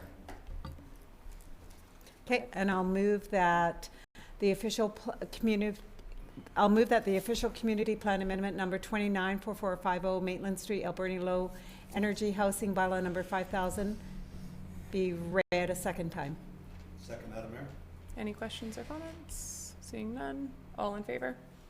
Carried. And I'll move that the zoning bylaw amendment number 374450 Maitland Street, Alberni Low Energy Housing Bylaw number 5001 be now introduced and read as first time. Second, Madam Mayor. Okay, seeing no questions or comments. All in favor? Carried. And I'll move that the zoning bylaw amendment number 374450 Maitland Street, Alberni Low Energy Housing Bylaw number 5001 be read a second time. Second, Madam Mayor. All in favor? Carried. And I'll move that the official community plan amendment number 294450 Maitland Street, Alberni Low Energy Housing Bylaw number 5000 and zoning amendment 137 4450 Maitland Street, Alberni Low Energy Housing Bylaw number 5001 be advanced to a public hearing on Monday, March 9th, 2020 at 6 p.m. in the City Hall's council chambers. Thank you. Is there a seconder? Second, Madam Mayor. All in favor? Carried. Thank you very much. Thank you, Manager of Planning. Could somebody, thank you. We will wait for Councillor Paulson to return.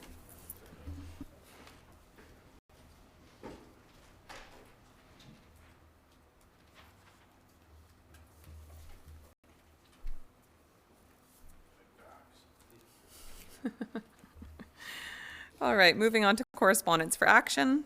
Item number 1 from Evergreen Exhibitions, a letter dated January 27th, 2020, requesting permission to suspend a banner across 10th Avenue near Echo Center, promoting the annual Spring Home Show at Glenwood Center. Councillor Poon, would you like to make that motion? Yes, I'll move that the letter dated January 27th, 2020, requesting permission to suspend a banner across 10th Avenue near Echo Center from March 2nd to 9th, 2020, to promote the annual Spring Home Show at Glenwood Sports Center on March 7th and 8th, be received and the request approved. Second, Madam Mayor. Okay, and something they do every year, but any questions on this? All right, all in favor? Carried.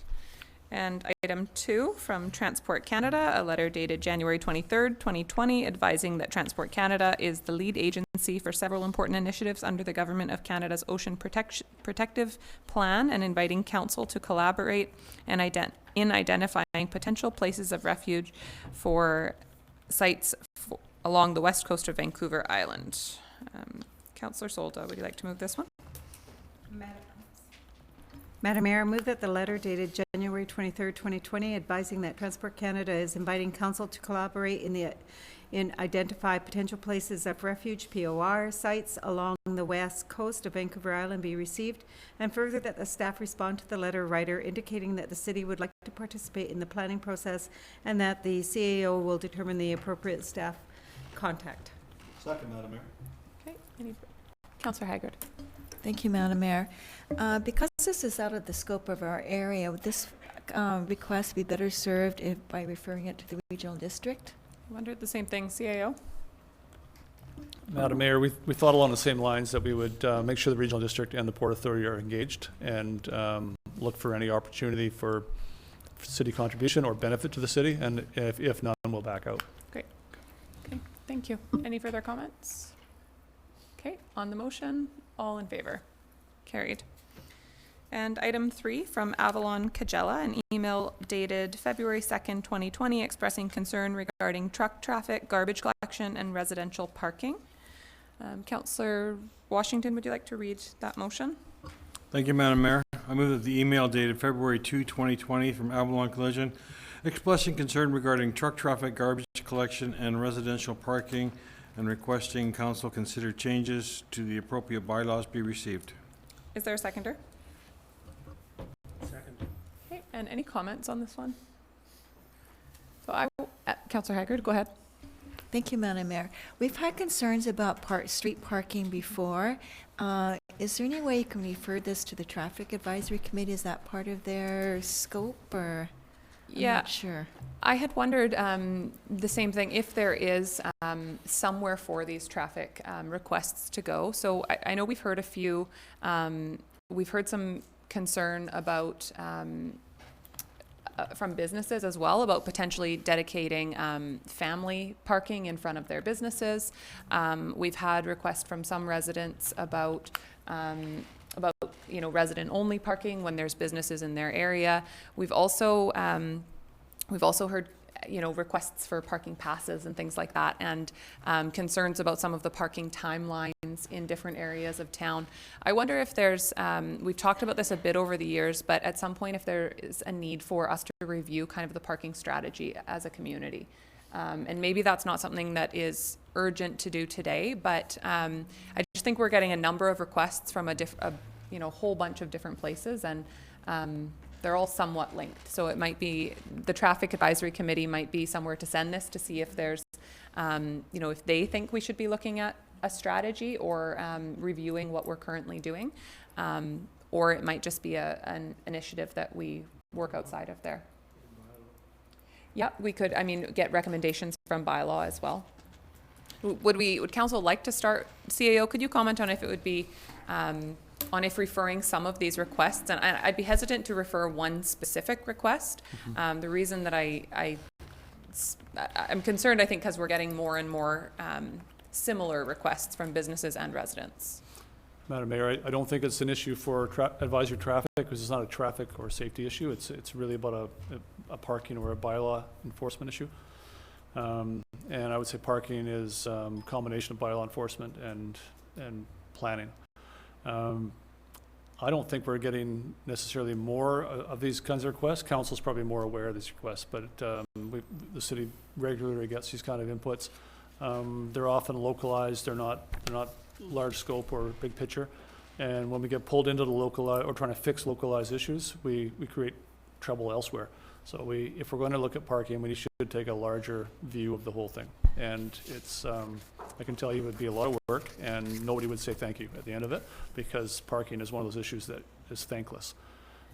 So if council would like to refer to staff for at some point a report back to say, here's a process we might consider, and then if council regards it to be high priority, we can move in that direction. So I guess, how do we, when there is a request that comes forward that's reasonable, how do we handle that request? And I'm thinking of, a specific business that was a children-focused business that requested parent parking spaces in front of their business. That's a very reasonable request. Where is the right place for that to come forward to, so that we feel like, something that might be reasonable and not a massive change? Where do we send those requests? There isn't a one-stop shop, so we don't have somebody in charge of parking planning. Again, it would be enforcement/planning, I would suggest, would be and then our works branch would be would be the people who change the signs. And I can tell you, we've had experiences where the public have engaged directly with engineering, and then engineering, for whatever reason, or our operational staff have changed parking, the criteria for parking in a certain area, thinking they were addressing an issue, and it creates ripple effects and issues for other people. Why don't you direct us to come back with a process we'll put our minds to what would be a process. Okay. Councillor Paulson? Well, I'm just thinking like kind of abstract here, but if we're actually licensing businesses in a residential area, and I'm sure we don't have a bylaw or have the capability at this point, but with that business license, could we not delineate at least one parking spot that goes along with that business license?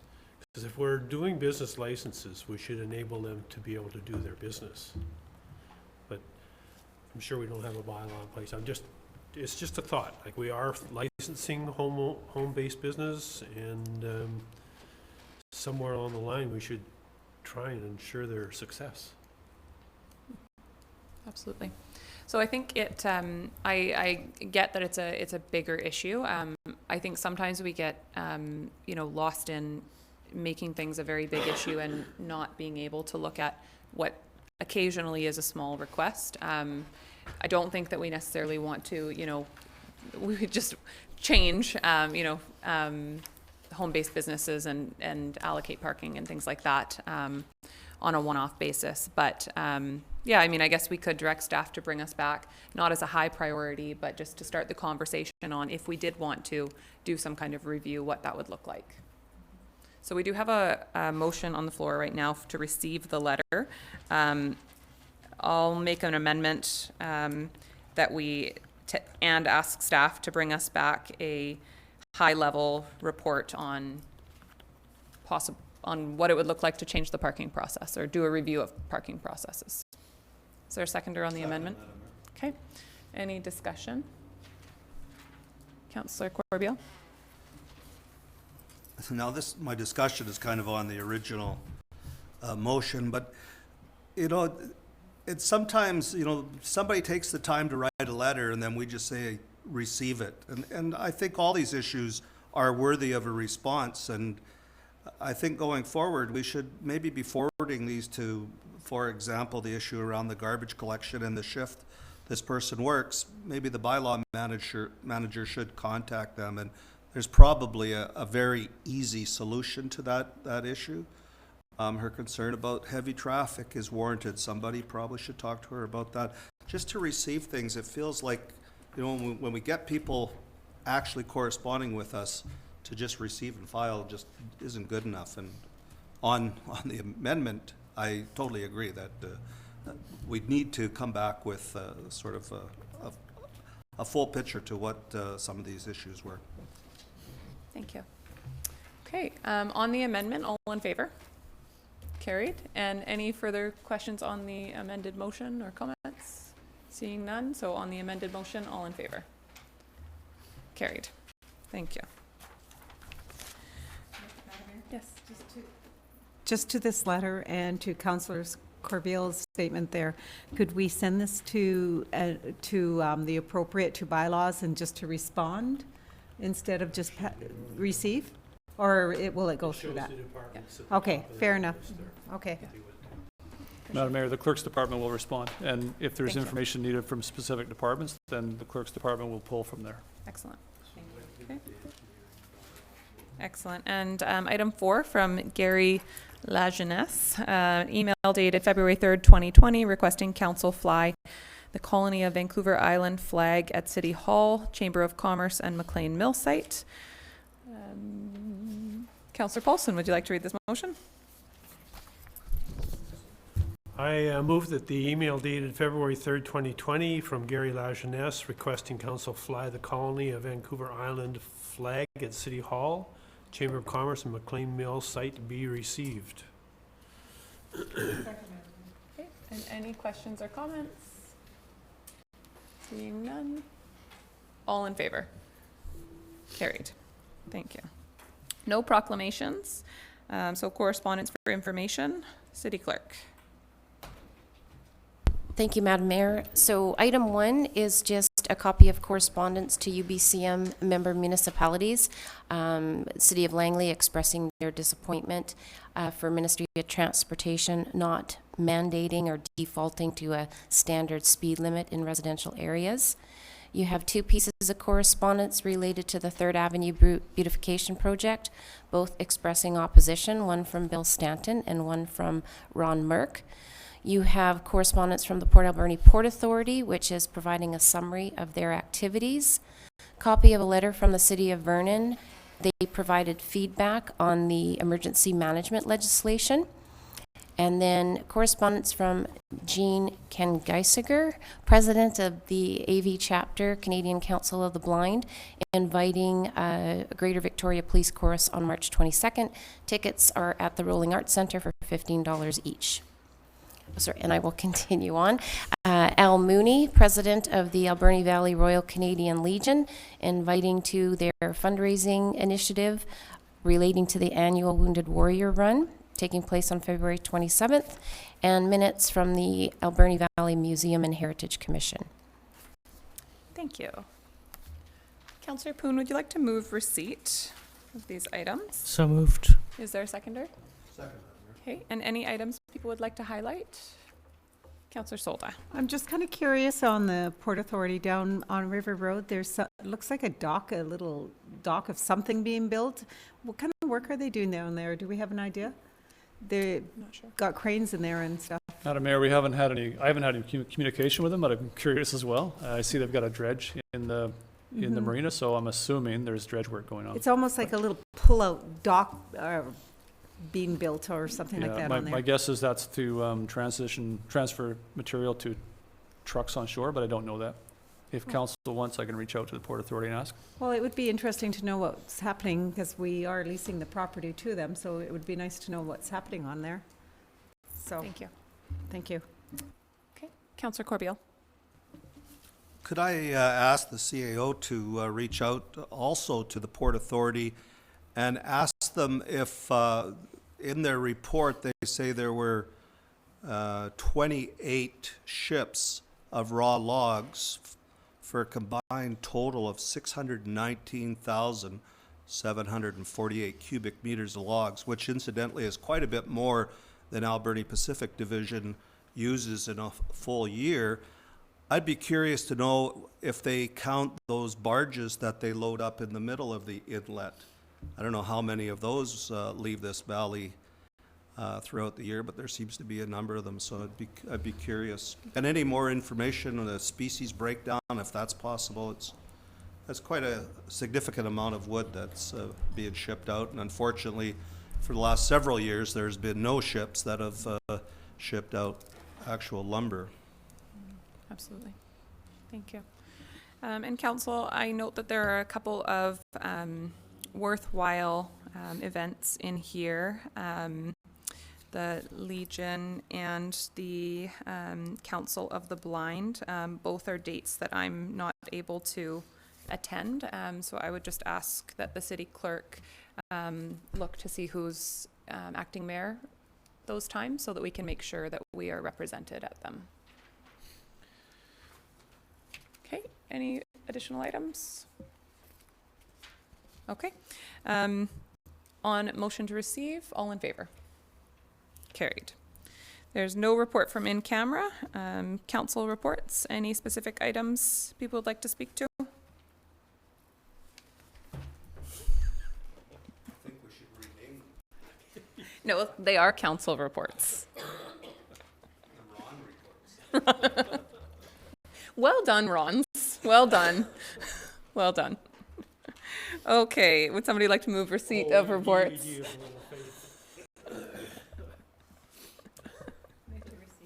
Is there a seconder?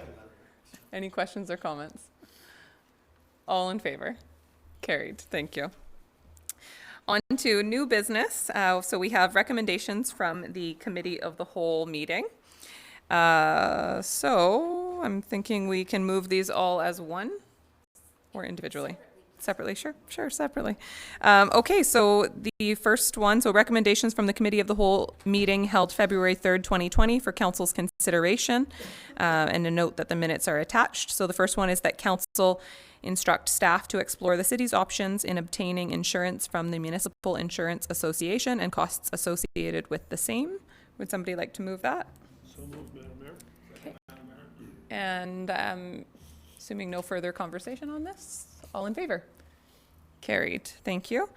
The second is that council instructs staff to remove the City Works facility relocation plan from the city's 5-year financial plan 2020 to 2024 in the amount of $50,000 from the year 2020 and reallocate it to 2021 calendar year. Somebody like to move that? Is there a seconder? Second. And any discussion or conversation on this? Okay, seeing none. All in favor? Carried. And the third is that council instructs staff to prepare a report that outlines the city's total debt from borrowing and to which project the debt was incurred. The report should also outline the methods that the debt is to be repaid, including but not limited to payments by property owners, user fees, etc., and also include the debt per capita, per household, and the dates when the debt is scheduled to mature. Okay, any conversation on this one? Okay, seeing none, all in favor? Carried. And I just note that there was another recommendation that was made that was to take $75,000 out of the budget from the sign project that isn't on the list here. We can move that. Councillor Solda, if you would like to. Sorry, I don't recall actually the recommendation being made. I believe it was made and passed. There was little papers on the desk that I passed over. I had thought a report that the decision was to receive the report before making that. No, it passed. I think it might have passed 4-3, the recommendation. I have the minutes, I'll check, but if you want to make that recommendation now, sure. So I'll move that recommendation to move, it's 75,000, I believe, wasn't it? I wish I had the paper with me. So it was, I believe it was to remove $75,000 from the 2020 capital budget for the Welcome Sign project and reallocate that to 2021. That's correct. Okay, I'll second that. Is there conversation on this? Councillor Haggard? I think I said this at the committee of the whole meeting. Are we able to table this motion until we get the report from staff on the actual cost of what the signage is going to be and recommendations and options before we approve this motion? Madam Mayor, I have no problem tabling it definitely want to bring it back if you want to see the report. If the report's going to be ready before we pass second and third reading and all that. CAO, when are we expecting the work on this project? I don't have a time or date for you, Madam Mayor. I know the Chamber is actively working on the background report, and that'll inform our next steps. But I don't have a date for you. I can inquire. Will there be enough time before we do all the readings? I can't answer that. I'm looking at the Deputy Clerk. Sorry, we should be able to make adjustments if that's the case. We'll just get further information, and I'll refer to my committee of the whole notes to get that information. Okay. It's fine with me either way. I think that, council has expressed a desire to reduce the budget somewhat, and unless council would like to bring forward other ways to do that, I think there's not been any other suggestions brought forward for how to reduce our current tax increase. So I think we have to be willing to make changes. I did make some suggestions as well and requests for information around some of our reserve funds and funding specific projects through that. I would personally like to see a bit of as we are making changes, an update to where we're at in terms of tax increase. In just 1 year that I remember, we had a lovely spreadsheet that as we made changes, it updated our tax increase as we went. We haven't, obviously this year has been more of a challenge budget-wise, but it would be really nice to be able to know where we're at as we're making changes. Because at the end of the day, the amount of tax increase does matter, and it's difficult to make decisions without knowing where that leaves us. Councillor Haggard? I'm all for lowering the amount of the tax increases this year, but I'm just concerned that if we push everything off till next year, then that's going to be a bigger tax increase than what we had originally planned for. So what do you push back next year to the following year, into the following year? It's just ongoing all the time. So absolutely. Thank you. Councillor Solda? Madam Mayor, my understanding to the 5-year budget, we legally we have no choice to do it according to the community charter. And every year we look at our budget. And every year we add things. It's just like a household. I want to do this and this and this. But then when I look at my budget, I go, oh, wait a second, I can't do it. I'm going to try it for the next year. And maybe I can't do it next year, so I have to move it forward. And that's the way it is at home. And so we have to do that with the city. People might look at next year's and go, oh my God, look at what they're going to do with the city, the taxes. They're going to go way up. Oh, wait a second, guys. This is just a plan that we're doing. We're going to move it and do different things. Every year we look at it, and that's exactly what's going to happen here. So every year we do the same thing, and we decide where we want to go with it. So I think I'm not panicking over the following years, because we look at it every year, and if we do it, we do it. If we don't, we move it or we take it off the list. And we realize something else might come that's more important rather than doing this particular project. That's how I look at it. So I'm okay with it. I don't mind waiting, but I don't mind moving forward. But I also have other things that I want to bring up on the budget that I'm waiting for reports. So I just want to clear that. Other comments? Councillor Corbeil. Was one of the recommendations we made that the CAO would come back with a suite of options for 3rd Avenue, or was that just something that was going to happen? Or? So we have passed the plan that we are largely intending to move forward with for 3rd Avenue. That said, I had asked the CAO outside of a council meeting after some of the conversation happened, and what I felt was legitimate concern expressed about changing to parallel parking. I asked the CAO if he could bring us back an option The plan generally that we looked at, or the plan generally that we had opted to go with, what that plan would look like with angled parking. So I asked the CAO for that, and I let you guys know that. And we haven't passed a formal motion on that, but we did talk about that at our last council meeting, that the CAO was going to be bringing us back an option. I think the CAO would love us to formalize that request, if possible. So I think generally we have passed the larger direction that we want to go with 3rd Avenue. But my feeling was that it was a very legitimate concern about parallel versus angled parking. So, Are you moving that, Madam Mayor? Sure.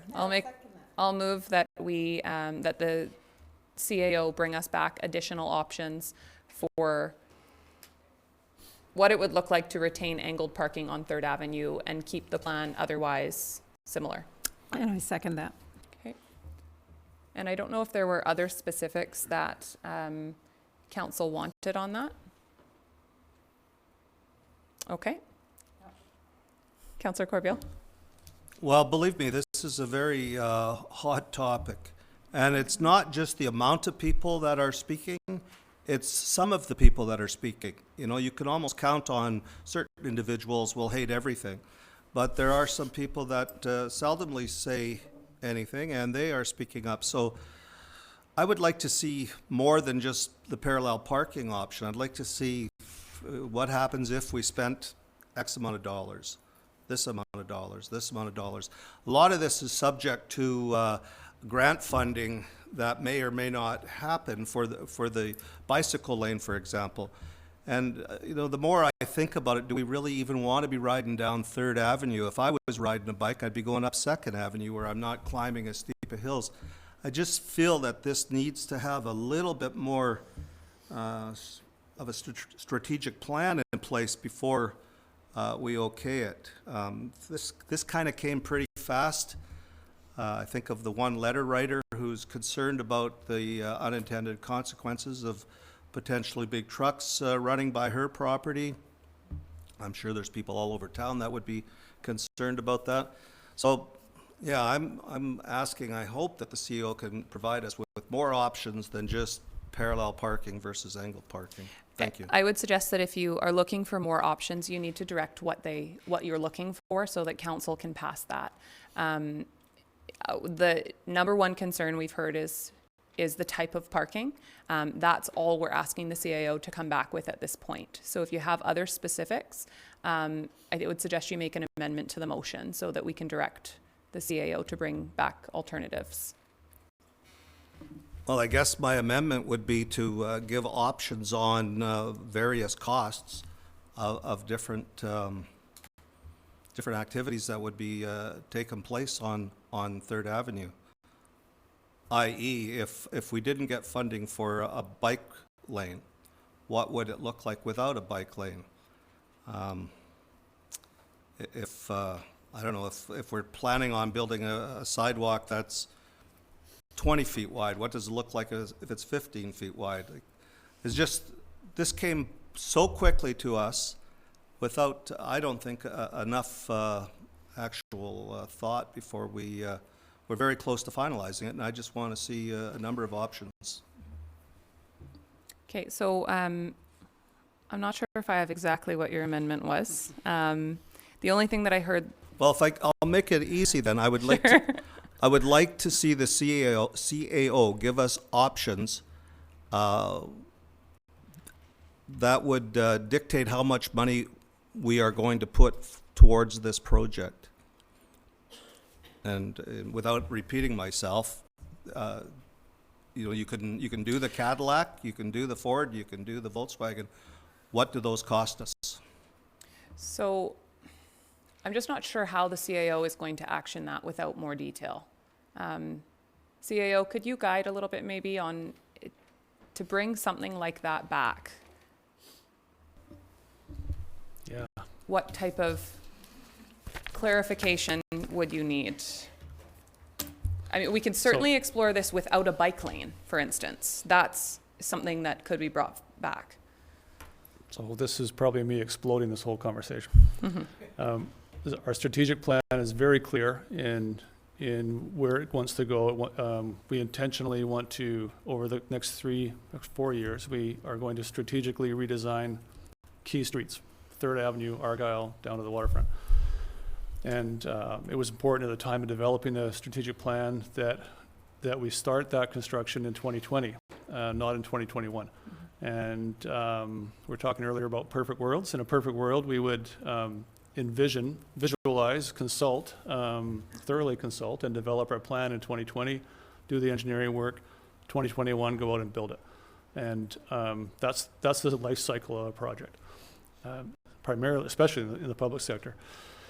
But we didn't want to do that. We wanted to start building in 2020. So we knew that we were going to be on an accelerated schedule. We're trying to visualize this project, design it in 2020, and build it in 2020, which is, some would say, challenging. I'll use that word. It's challenging. So here we are. So now we have this vision. There's been we didn't broadly consult with the community, and now there's been some questions from the community because they don't know what the vision is, right? It hasn't been, they haven't had input into it to get to their satisfaction. And now we're wondering what that vision of the project should be.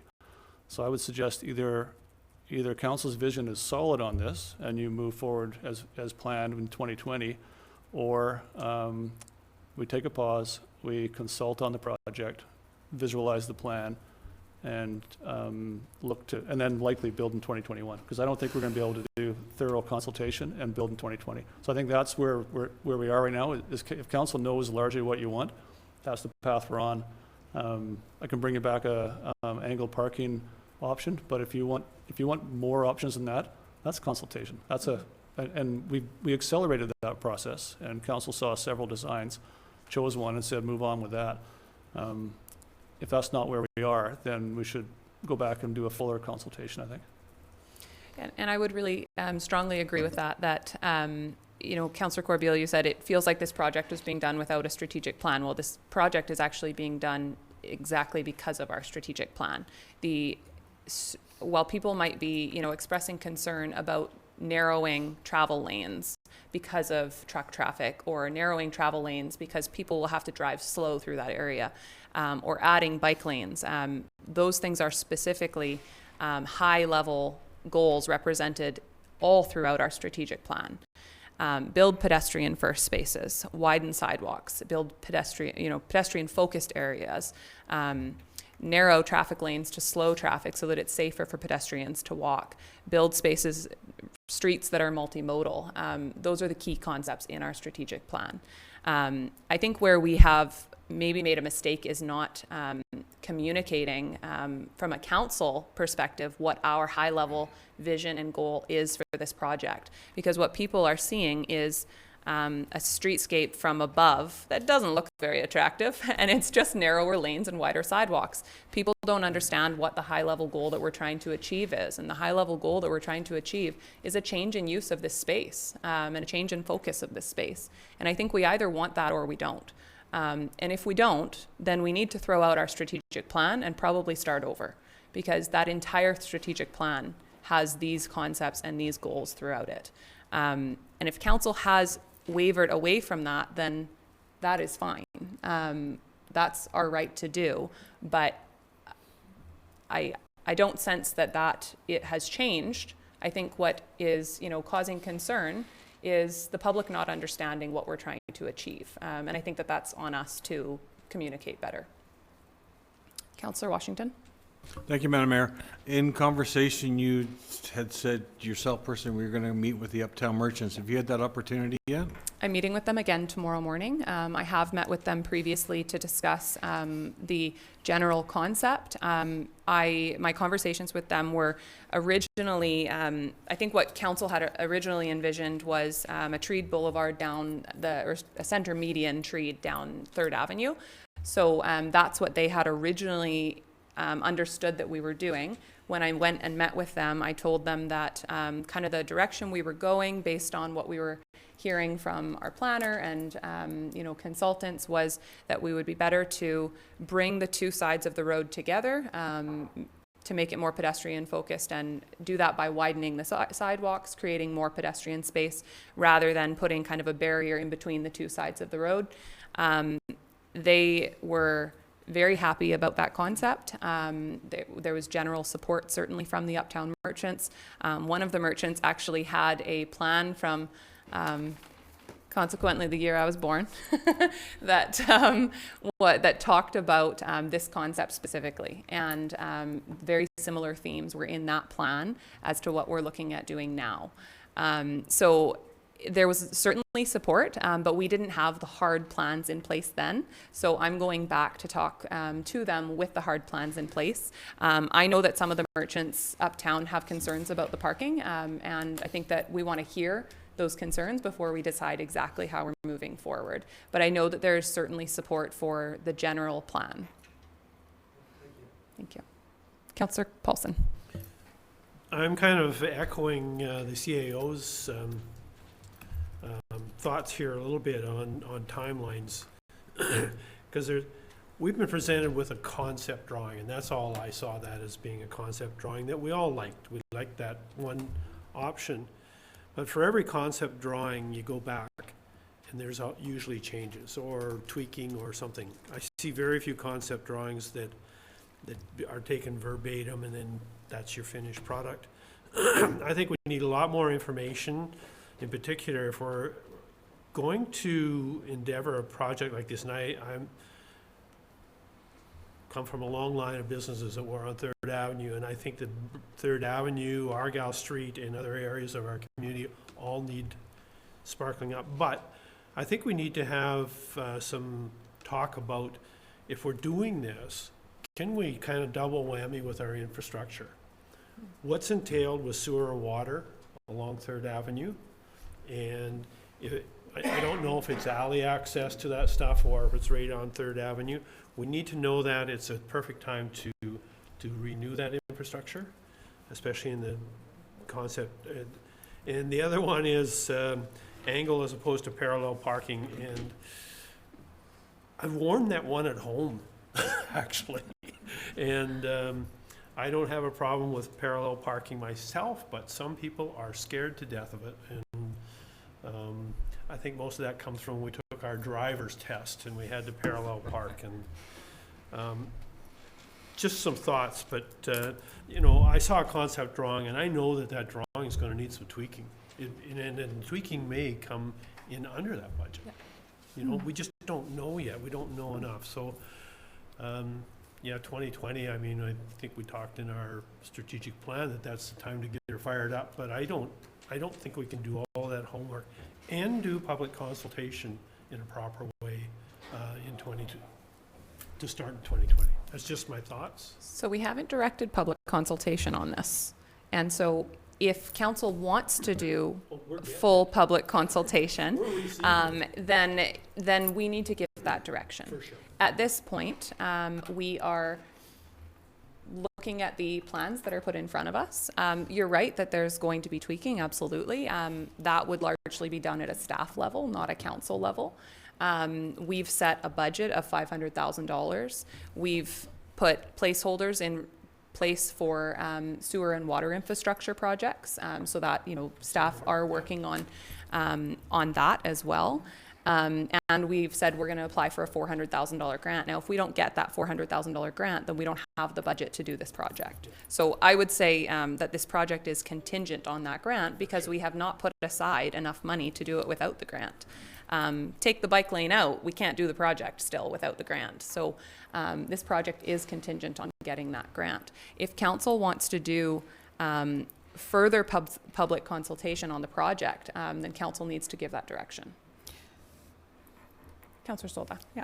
Madam Mayor, first, I just want to talk about it's 1.3 because if you take the budget and the sewer, if I'm wrong, please tell me, the water and the sewer and and the $500,000 to do the project, it's 1.3 million. Is that correct, CAO?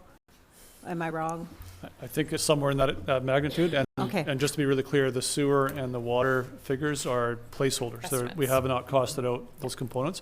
And when we know the cost of those components, those funds will come from sewer and water reserve funds. Mm-hmm. Okay, thank you. So it said 1.3 to 1.5 million, I believe, and to do with the parallel parking, a lot of people are concerned, because, and even myself, when I parallel park and I have to go 4 or 5 times to try to parallel park, and then there's a car, 5 cars behind me waiting, I go, the heck with that, and I'm gone. I can't parallel park And so either. there you go. That's a lot of concerns, and people are getting nervous because of the trucks and that. So they're a little nervous on that. It's not just the merchants up there that we have to be aware of, because merchants come and go. Some do. Some have been there long term. Some rent and they might not stay. Hopefully they don't do that. And but it's the public. It's the community itself has to be part of all this. The other thing too is that the timelines. And that's one of the reasons I made a motion, which I couldn't make a motion during the COW meeting last week, and I wanted to move, I had made the motion, I would like to move the following, that council put half, it's not the motion I'm making, I'm just explaining it, okay? Put half into a contingency fund for 2020, because I didn't think we were totally ready to get out there and do things, because I've learned the hard way through planning that when you look at drawings, they're not always what they come out to be, right? Things change in that. And also we have like what the other councillors have raised, the issue regarding bike lanes and the parallel parking. And also we have scooter issues too now, because I am told that bike lanes you can't ride the scooters on. It's not legal. So there's accessibility there with that we have to deal with.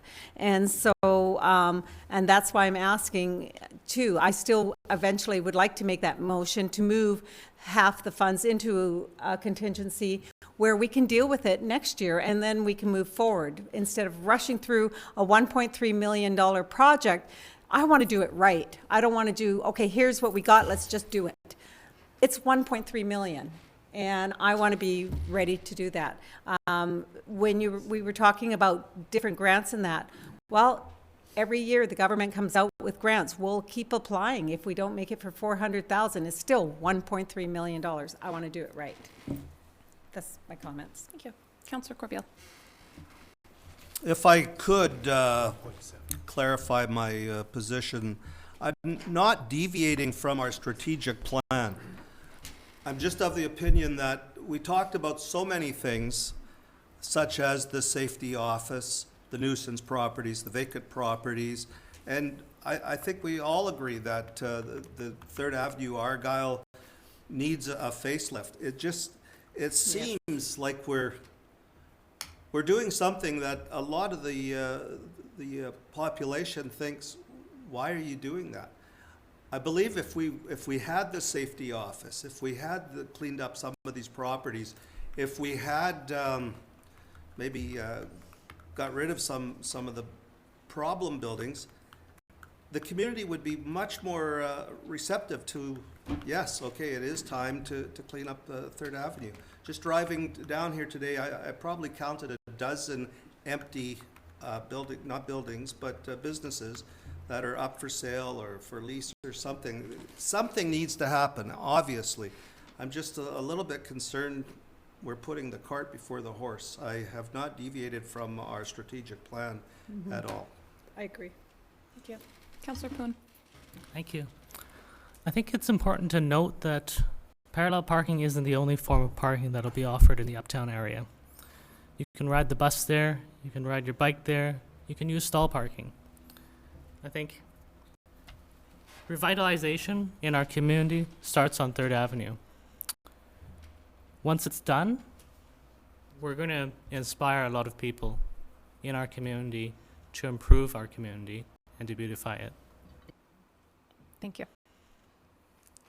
Councillor Haggard. Thank you, Madam Mayor. I do agree with Councillor Polson that preliminary drawings are just that. They're very preliminary. There's going to be lots of changes along the way. And I think we have a responsibility to look and maybe possibly make some those changes, such as parking. If parallel parking is such an issue, then we can change that if that's what will work the best for 3rd Avenue. I'm going to use a very quick analogy that if you're selling your house, you make changes, you beautify it, because you want to get the best dollar that you can. You want to get a lot of buyers. And that's what we're trying to do our community right now, is sell our community to developers. We want people to move in. There's a lot of employers who are trying to attract employees to the community. So we do have to beautify it. And I know it's difficult, and I know it's really hard to spend money. Nobody wants to see tax increases. But if people want us to attract development, attract people to the community, sometimes you have to make an investment in yourself. And we should be investing in ourselves. And that's really what's been lacking in the last few councils, is they have not made that investment in our community that we need to do to attract other people to come in. Thank you. Councillor Solda. Yeah. Madam Mayor, the last few councils, and one of them was I sat on, we want to move forward. We just didn't, we had other priorities at that time. And I have no problem moving forward, but I want to do it right at 1.3 million. But I'm kind of curious, I have a question for the CAO, Madam Mayor.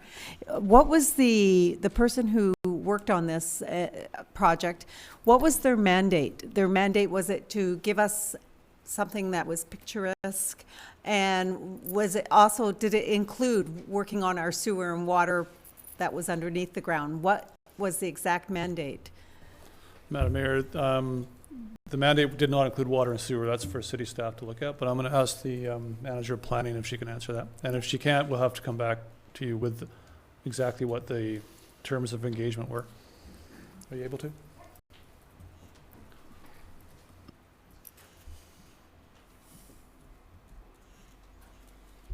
Thank you, Madam Mayor. So the mandate that the consultant was kind of given was to look at various options using a complete streets methodology. So looking at greenery, increasing multimodal transportation, and creating more space for pedestrian uses and other pedestrian spaces, and using the complete streets methodology with our active transportation plan and overall overarching goal of revitalization. So really taking those principles and providing different designs. They had initially provided some other design options at the outset when we were having some discussions about a center boulevard.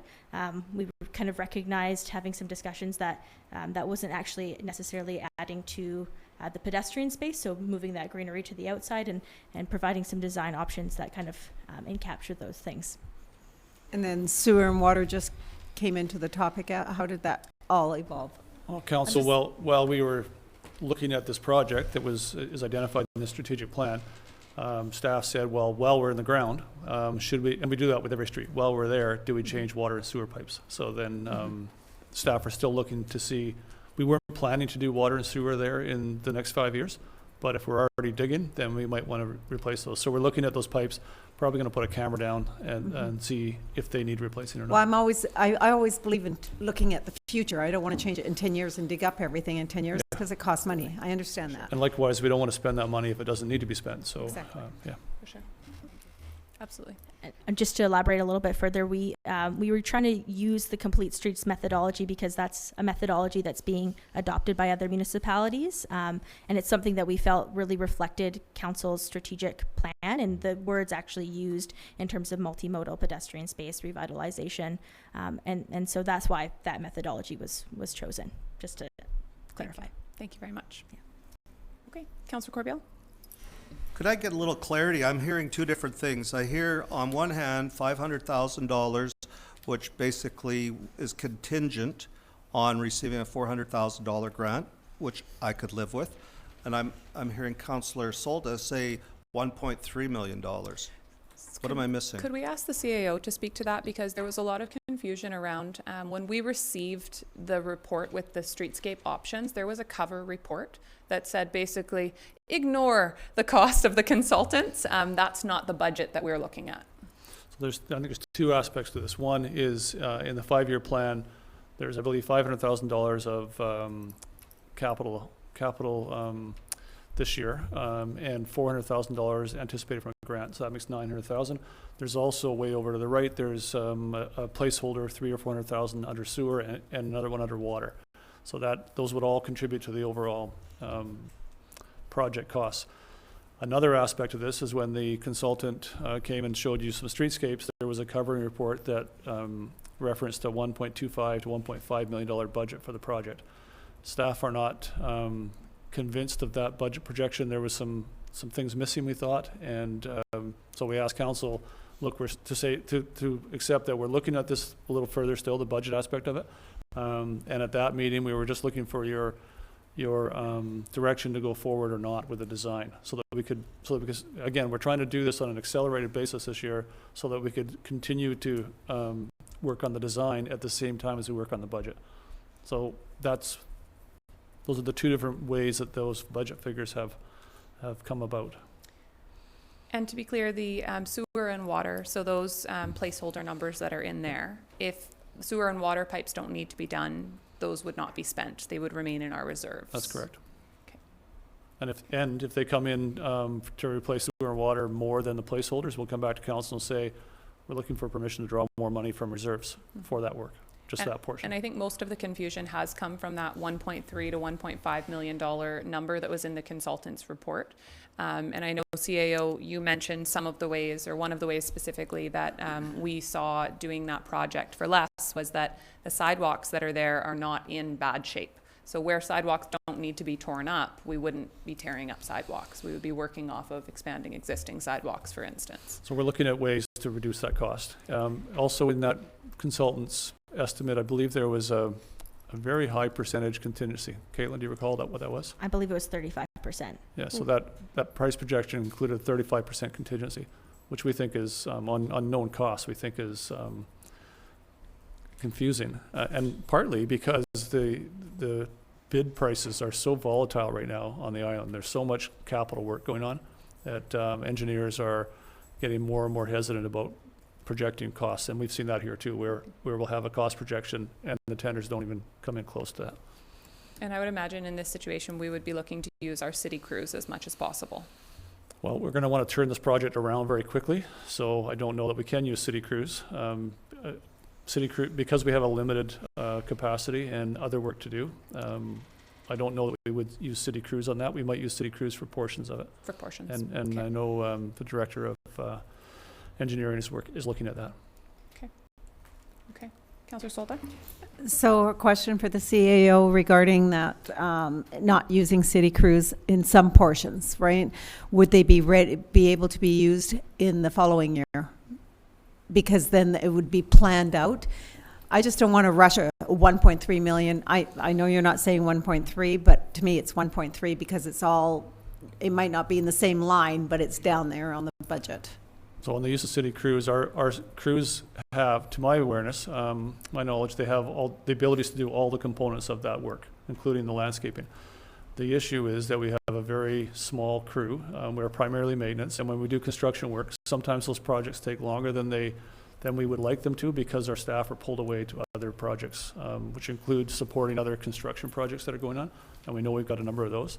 So given that this is 3rd Avenue in the business district, we're anticipating that we want this project to be turned around as quickly as possible. So we're thinking that we would go to tender and get a contractor who would throw lots of resources at it and limit the impact to the merchants. And my other concern is that we've had projects past, present, and they've gone over the budget. And that really worries me because I don't want to come back and say, oops, it might not be the fault of the city or anything like that. It just happened, but I don't want that. And that worries me a lot too until we're totally sure here.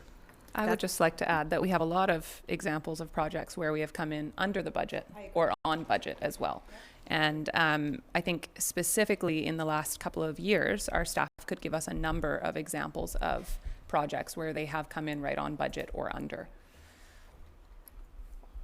Okay, further comments?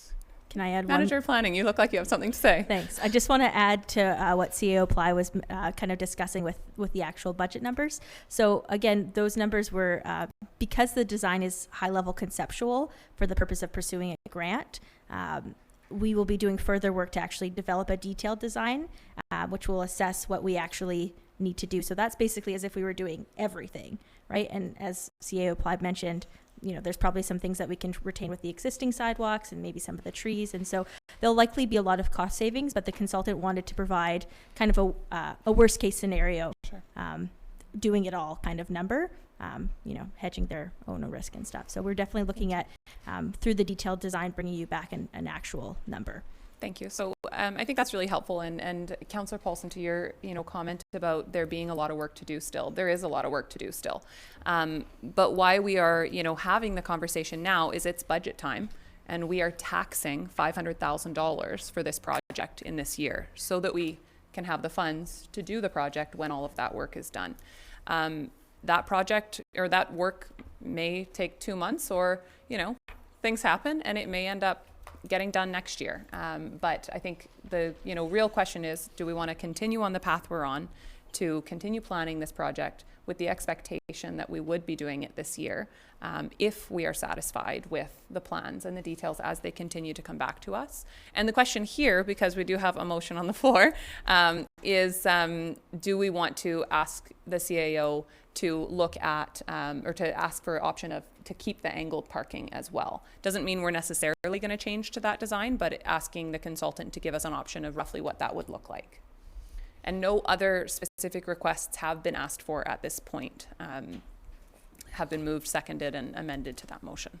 CAO? Madam Mayor, can I ask the manager of planning to comment on what that would look like? If council gave us direction to consider angled parking, would you want to bring the consultant back here to interact with council on that point? Probably would be worthwhile to have them come and present their design options and speak to the differences. I did have a kind of quick discussion with them to touch base about the timeline on how long that would take. They said probably they could probably have something turned around relatively quickly in maybe 3 weeks or so, and I'm sure they'd be happy to come speak to the differences. They definitely thought that there's value in that discussion, but in terms of a safety perspective, that angle parking is probably the safer or the less safe of the two compared to parallel parking. So parallel parking would be a safer option. Okay. Councillor Haggard. I know that people hate to parallel park, me included, but if you look at Johnson Road, which is extremely busy highway for 6 months out of the year when the traffic is lined up to Tim Hortons, there is parallel parking. So I think that Third Avenue can handle parallel parking as well. Okay. Councillor Solda, did you have a comment? The traffic there on Johnson Road is a little different. There's over 1 million tourists that go by there every year, and the lights are always congested. And if you go look at the lineup goes right up to the school, sometimes up to the track, and and it's been a near accident zone in that area. So I think the two are so different in comparison. Sorry, that's my own opinion there. And I do have a question regarding the grant. We haven't applied for it yet, have we? Or can I get some information on the grant? Council, we're working on the grant application. The deadline, I believe, is February 20, and requires us to do some consultation and seek letters of support. So we're working on that right now. Okay. And my second point to that question is, what happens if we don't get the grant?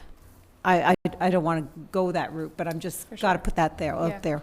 I think we wouldn't have the money to do the project if we don't. There's get the some grant. variables to this project, obviously. So that being the big one, or the biggest one, maybe, hopefully. So if we didn't get the grant, we'd come back to you and say we didn't get the grant. Do you want to go ahead with this project this year? And if so, here's where we might pull the funds from, or here's a project we might not go ahead with. Or do you want to wait till the next year? And it would be totally at the discretion of council. Thank you. And CAO, if we pass this motion today asking for the option to be brought back for angled parking, the consideration of angled parking, could we continue to pursue the grant? Yes. While we're working through that? I would suggest that we continue the grant application with the design we have and that council has given direction on, that we bring back, that we have the consultant work on the design, bring him back with the manager of planning and the director of engineering, consult with council, and if you change the vision, then you change it, and then we'll resubmit that design to the grantors and say, is this okay still? We'll probably have to reach out to stakeholders that support the grant application and see if they continue to support the different design. So there'll be some challenges there, but that would be the path, I think. Okay. Okay. Thank you. Are there further comments? Any further information we want to ask for relating to this project or options? I think this would be the time. We don't want to be asking for additional design options from the consultant, other than specifics that will be, decided at a later date. But we don't want to be asking for major kind of changes to the project outside of the direction that we've currently given beyond this. So if people would like to suggest changes, I think right now would be the time through an amendment to the motion. Councillor Corbeil?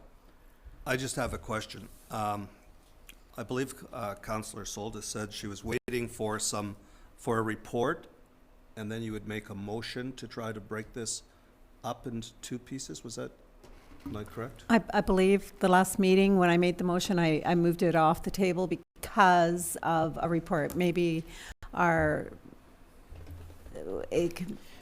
something like that. So there's not a report coming, except that, I'm just clarifying. So last council meeting, I made the comment that I had been talking to the CAO and asked him already to bring us an option for angled parking, which is what we're talking about now, if we want to see that option. That's all that's coming forward. If we get that report and then decide to not move forward with the project, or to move forward with the project over 2 years, we could make that decision then, or we could make it now. And I'm good with waiting for that at that time. So ultimately, that was my question. If we're going to be talking to this consultant, if in fact we were to break this up, how would he advise us to do that? Could you do, half a third 1 year, the other half the other year? Or I don't know what other options could be available. So we had some tentative discussion earlier on with the consultant, just high level about different ways to approach the project. And in those discussions, the sentiment in summary was that if you were to break up the project, because it's only 2 blocks at this point, it's kind of cost prohibitive, and that their recommendation wasn't to proceed with a phased cost approach. More potentially. Yeah. Councillor Soltis? Just to be clear, I wasn't talking about doing the project this year, but putting the money into a contingency fund, and then in the second year, we would add the other half, and that's where I was going with that. Not to start the project right now, but we could still be working on the project. There's no reason, and all the paperwork and everything that we need to do, and the grants, but I'm not saying let's just start it. Just writing myself a note. Any further comments? Okay, so we have a motion on the floor to ask for the option of angled parking. Did you have a comment? Can I add Absolutely. one more thing just about the angle parking? So when I was bringing this up with the consultant to just let them know that this might be something that's coming up, with the request from council, of course, they wanted to encourage, if the question was raised, to encourage some thought about what is the underlying reason for the angle parking. So is the issue that if it's a supply thing, then maybe that makes sense. Like if you're really concerned about losing the 14 spots, then that might make sense. From a safety perspective, probably doesn't make too much sense. And then their thoughts were, the underlying goal seems to be revitalization, right? And focusing on beautification of that street. Part of the real reason for switching from angle to parallel was to allow for that extra space, to create that extra pedestrian space. So that's something that they just wanted us to pass that message along, that that's going to impact the overall revitalization goals of that project potentially. Thank you. Yeah. Okay, so on the motion to get the option of angled parking, all in favor? Opposed? Carried. Okay, thank you very much. Okay, and I'm just realizing now that we did have a motion on the floor to reduce the sign budget by $75,000. I don't think we officially dealt with that. It was moved and seconded.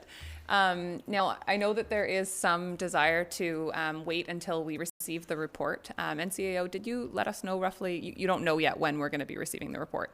Councillor Solda, how would you feel about bringing that for, or having that on the next council agenda? I'm fine with that. And then if nothing else, maybe the CAO could get us a timeline of when we will receive that report by the next council meeting. Super, I'm fine. Wonderful. Okay. All right. Is there any other new business today? Stay done. Seeing none. Oh, Councillor Solta. I did. And I just need to find where I wrote it. Sorry, I just needed to find, I wrote it, and I know we want to go. The question I just need an update on Randy Brown. His deadline is coming up in March, I believe, to do some work on the building. So I'm just kind of curious to know on the Squash Court Club. Yes, sorry. Okay. I drive by every time, and I don't see any action going on. Madam Mayor, I'm told that the deadline is March 12th for the Racket Club. And nothing, we haven't heard from Mr. Brown or from the owner? We may have, but I'm not aware of it. Okay, thank you. Okay, thank you. Okay, so that brings us to question period, which is an opportunity for members of the public to ask questions of council. Would anyone like to come forward? And if you don't mind just stating your name and address for the record. My name's Joseph Laskosic. I think this thing is on, right? Yes. Princess Road. And just a comment regarding, I'm not sure how the procedure is under new business, how the Third Avenue thing came into the account, because it's not on the agenda. So I'm not sure how that just gets introduced under new, I guess it's just new business. Is that what it falls under? Because it's not really new. It's kind of been going on for a while.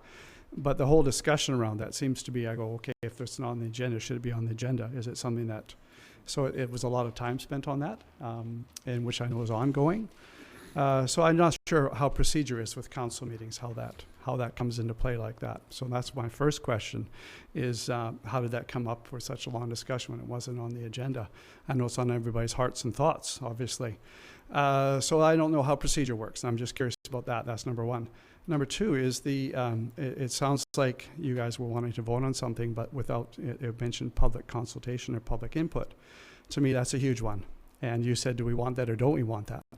And I'm going, this is a community a lot of people live in. So to me, that's a no-brainer kind of thing, that you'd want public. And now I'm from a community that has council come and go, and they vote on things, and people, that live and spend a lot of time there go, what's with that?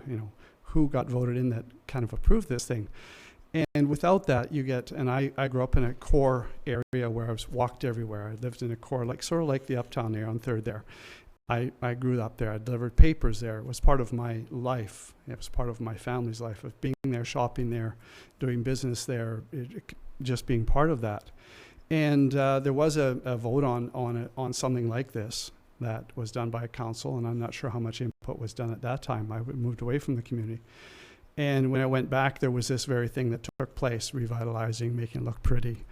To me, it was a disaster. It didn't look, if people that I talked to that grew up there, that are still there, whether it was seniors with mobility issues or young people, they went, we don't want to go there anymore. It just doesn't work. And what they did was they widened the sidewalks and they went parallel parking. It affected a lot of things. It wasn't really that much more accessible. As a matter of fact, it made it less so because there was less parking. And it wasn't really pretty. It was actually really ugly. If you look at it, I won't mention the city, but if you went and looked at it, you went, what were they thinking? Tell us the city. We're very curious. I won't mention it. It's a very beautiful place with, the setting is gorgeous. But to me, what they did downtown just took away from the natural beauty.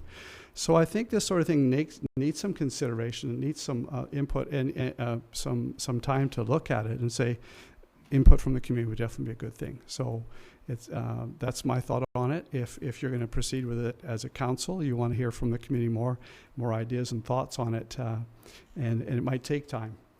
But to me, that's part of a city that people want to stay and live in and are part of for a long period of time. So, just my thoughts. But the question was, how did that come up procedure-wise? And so thank you for that. So first of all, to your question, the Committee of the Whole minutes are attached to the agenda, and this was a discussion, a topic topic at the committee of the whole. So that's how it came up, was through that committee of the whole information that was in there.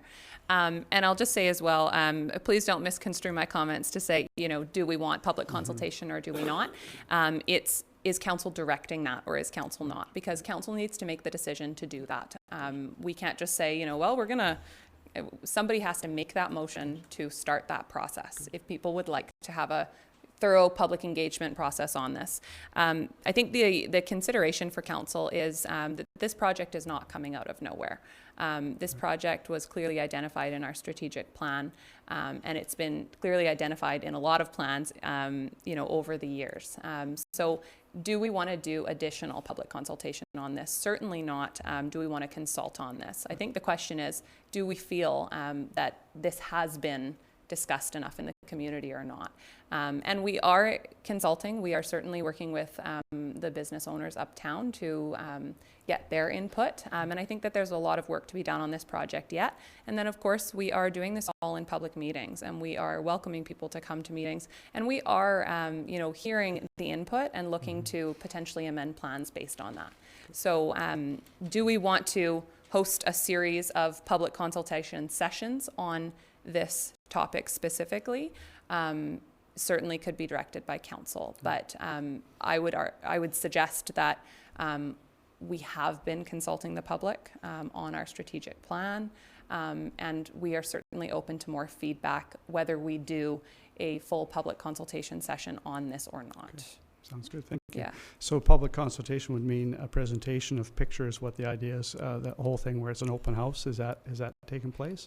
So that has, well, yes, Right. In terms of a council meeting, so Council that meetings, yeah. But information not has... an open house sort of thing. Not in an open house, and it certainly could have that. Right. So it sounds like what you're saying is council makes that decision, so I would encourage council to make the decision for more public input, for sure. Thank you. And Councillor Hager. from what I've seen from just being here the short time I have, I see there's some beautification taking place already. There's a place, a pub down on Kingsway, I believe it's called. There's work taking place there. And I notice people moving in that are like steampunk. There's a couple other places that are moving in and naturally beautifying with what they're doing. So there's that already taking place. So to encourage people to come in and do that, it seems like there's already part of that taking place. So Absolutely. Yeah, thank you. Thank you. Councillor Hager, did you have a comment? Yes. Excuse me, can I just ask you a quick question? You didn't want to mention the name of the city who did very similar changes that we're considering. Yes. If you don't want to do it publicly, can you just like whisper it to us so that we could go online and have a look at it? It would be very useful.